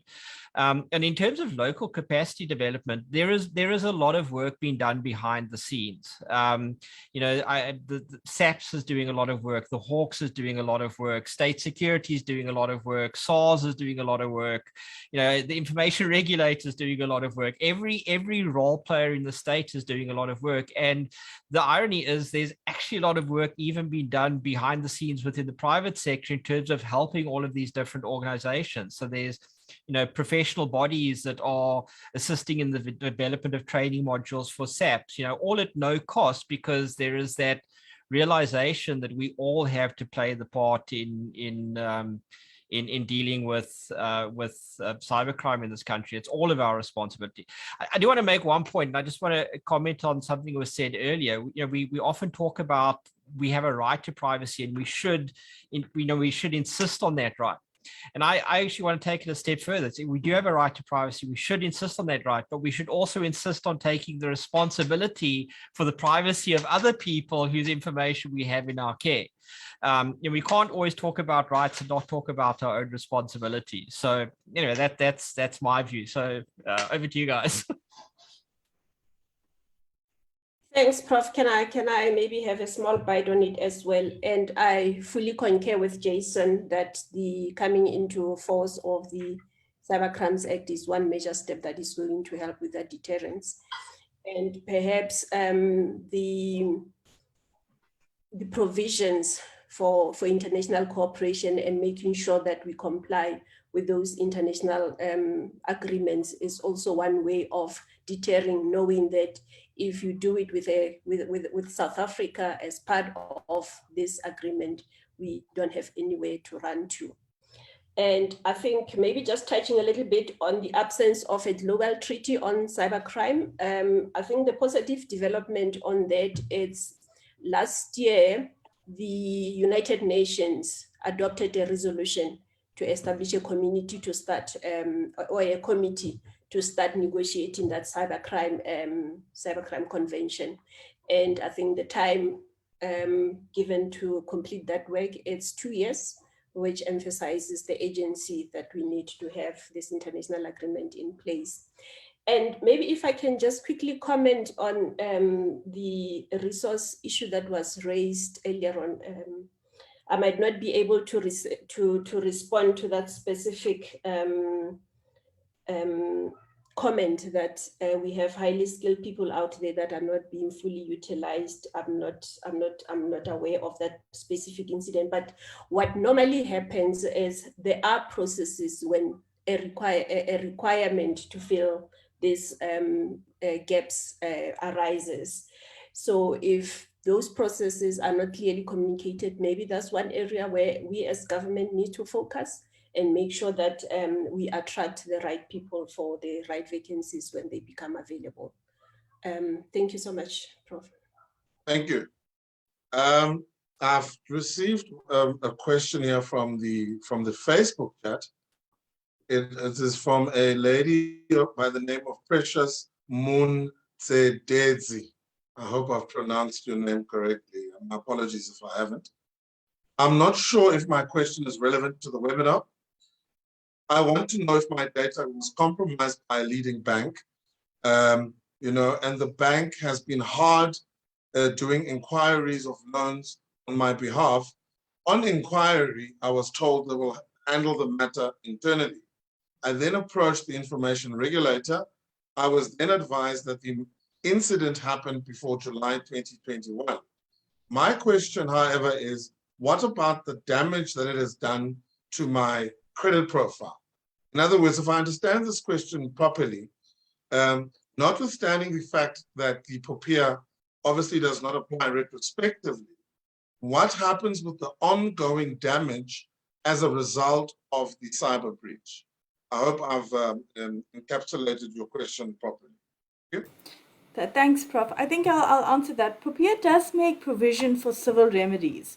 So a data subject can institute civil action for damages in a court against a responsible party for breach of any provision of the Act. I don't know whether that's going to help answer the question. I hope it does. And I think the other, I wanted to just also add on to the other question. There is provision for mutual assistance in the Cybercrimes Act. I don't think that particular portion has been proclaimed as yet. But I mean, the Cybercrimes Act also creates provision for like a designated point of contact and sharing of evidence across different jurisdictions. And I think that to some extent will also assist because, given the borderless nature of it. Thanks, Prof. Thank you. I've been requested by the organizers of this event to bring this event to its conclusion. But before we do that, the regulator would really like to know and get feedback from yourselves as to, what you've taken out of this webinar, what can be improved for future webinars, and, what are the take-homes from today's event. I see the CEO, Ntate Musalanyane, he's there. Ntate Musala, are you ready to take over? Thank you, Prof. I'm not sure whether I'm audible. Yes, you are. Thank you. Thank you very much, Prof, and the members of the regulator.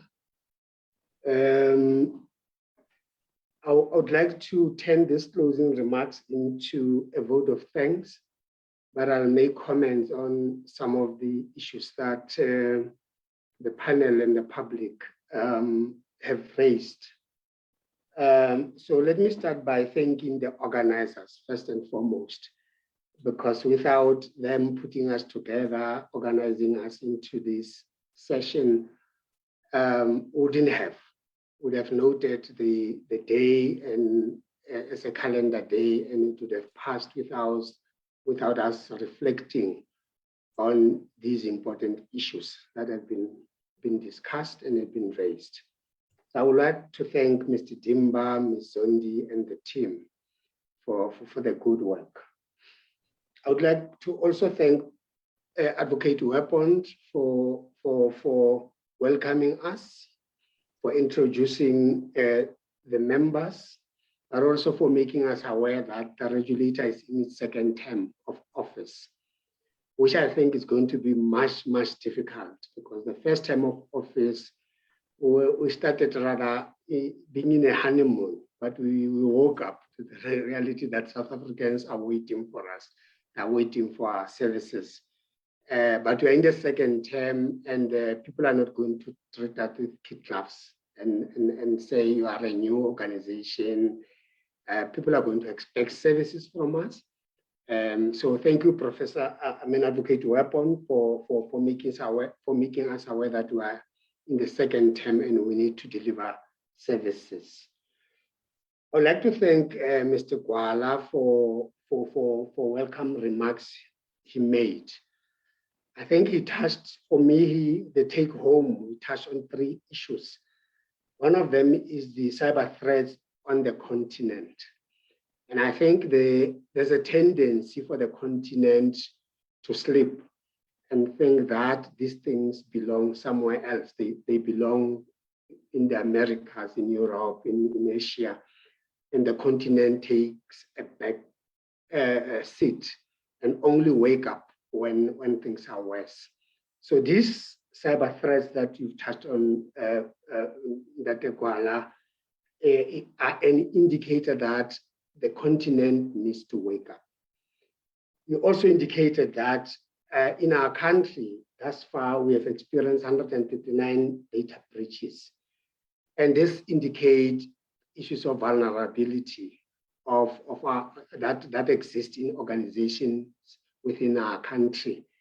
And we need to begin to wake up to that as well, smell the coffee, that these things are here, they're facing us, and they're facing us today and now.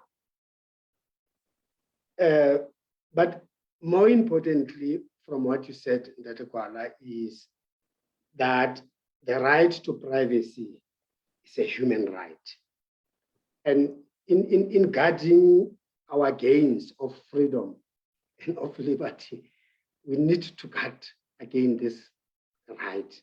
As we guard against, we guard against the other rights, like, the right to education, the right to do the basic rights. This is an important right.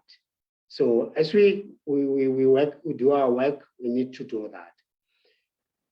To the panelists, we want to thank you for your research, for the manner in which you presented your papers, the manner in which you responded to the question. Of course, you can never respond to all the questions to our satisfaction, because sometimes we ask questions that we want certain answers to.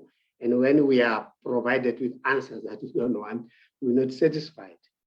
But to touch on issues raised by panelists, issues like to build cyber resilience within organizations, as Ms. Sulal talked about it, the importance of the Cyber Crimes Act, the provisions of Chapter 10 of POPIA, and the responsibility of a responsible party with regards to security compromises. These are the issues that Ms. Sulal raised, and we've taken note of these, and we need to work together to ensure that we implement them.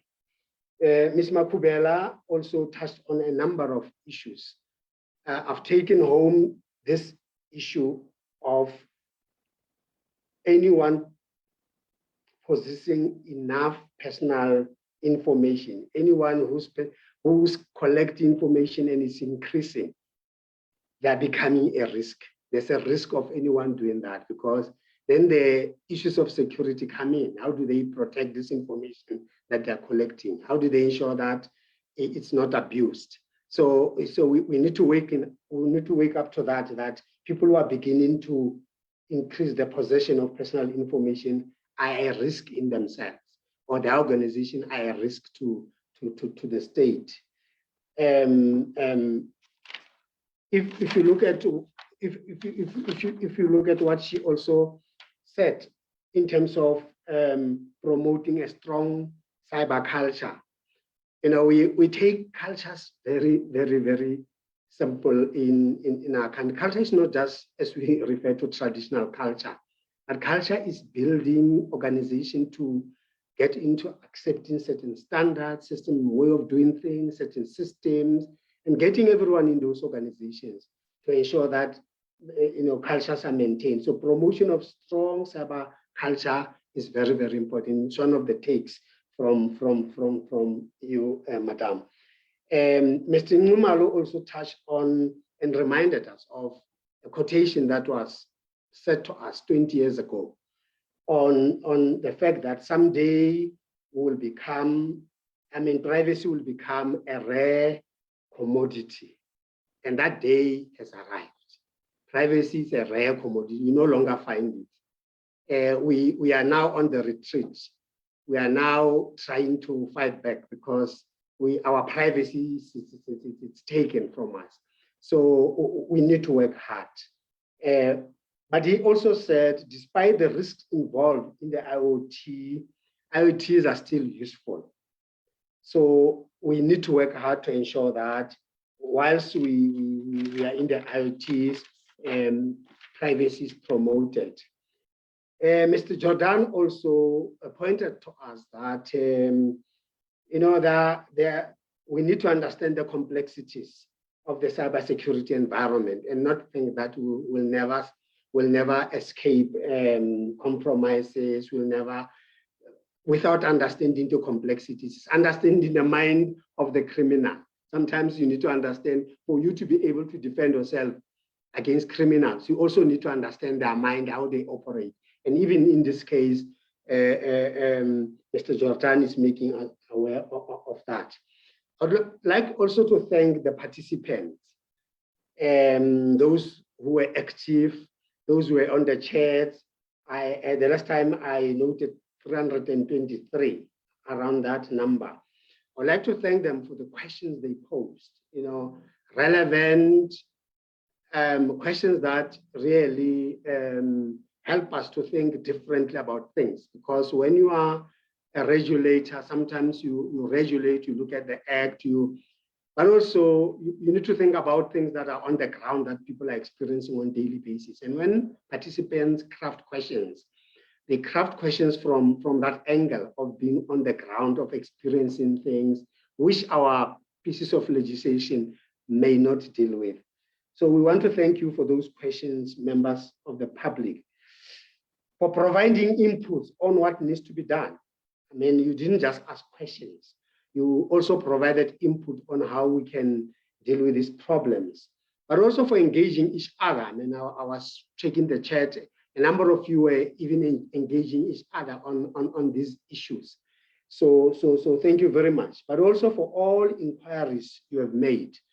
We have taken note of those inquiries, and we will respond to those that are direct question to the regulator. Others, we will try and analyze them, and through development of policies and any other document we'll think about, we'll then communicate to you, to those inquiries. But all in all, I would like to also thank the staff of the regulator, the executives who are part of this, the ordinary staff members who run around when these things are organized. Some of us come with suits and and we talk about the ordinary colleagues behind the scenes who are organizing this. Last but not least, I would like to thank the El Professor, our former member, Professor Snail, Prof, for ever being a servant of our people, for not hesitating when we call on you to come and help us and to do the work. You never think of any other thing, but you jump, you come here. We want to thank you for the contribution you made whilst you're a member, for the contributing you continue to make. A servant of the people, taking that job, it's a lifetime job. If it's in your blood, like it is in your blood, Prof, it will never go away, even if you can be angry with us. But when we say, Prof, come, you will always come. On that note, ladies and gentlemen, I would also like to thank our interpreters for the work well done. I hope it's well done because I've been seeing them doing their work. I'm not sure that they've done it the best way, but I hope that they've done that. But all other people who have participated in this webinar, thank you very much. Let's take home all these issues. I normally say Oginga says it's not yet Uhuru, meaning it's not yet freedom. There's a book written by Oginga. And we have freedom to vote, but we still have other challenges. So it's not yet Uhuru if somebody is still going to sleep without food. It can never be Uhuru if the levels of crime are as high as they are. It can never be Uhuru when education is not where it should be. So let's keep on working hard and make the regulator work, make this country work. I thank you. Thank you, CEO. I see Mr. Gwala is also here. Are you you're not going to give us a last note? Okay, all right, that's fine. I think the CEO has done a very good job, Prof. Lovely, lovely. With that having been said, thank you for everyone for participating. And I also wish the Information Regulator the best in terms of doing its work going forward. You have an immense task ahead in the second term, but I am quite confident that the regulator will do whatever it needs to do to deal with the mandate and to execute same with professionalism and grace and deliver to the people of South Africa. And with that being said, I'd like to thank you. Sanbonani, goodbye, tot ziens. Yeah, that's it.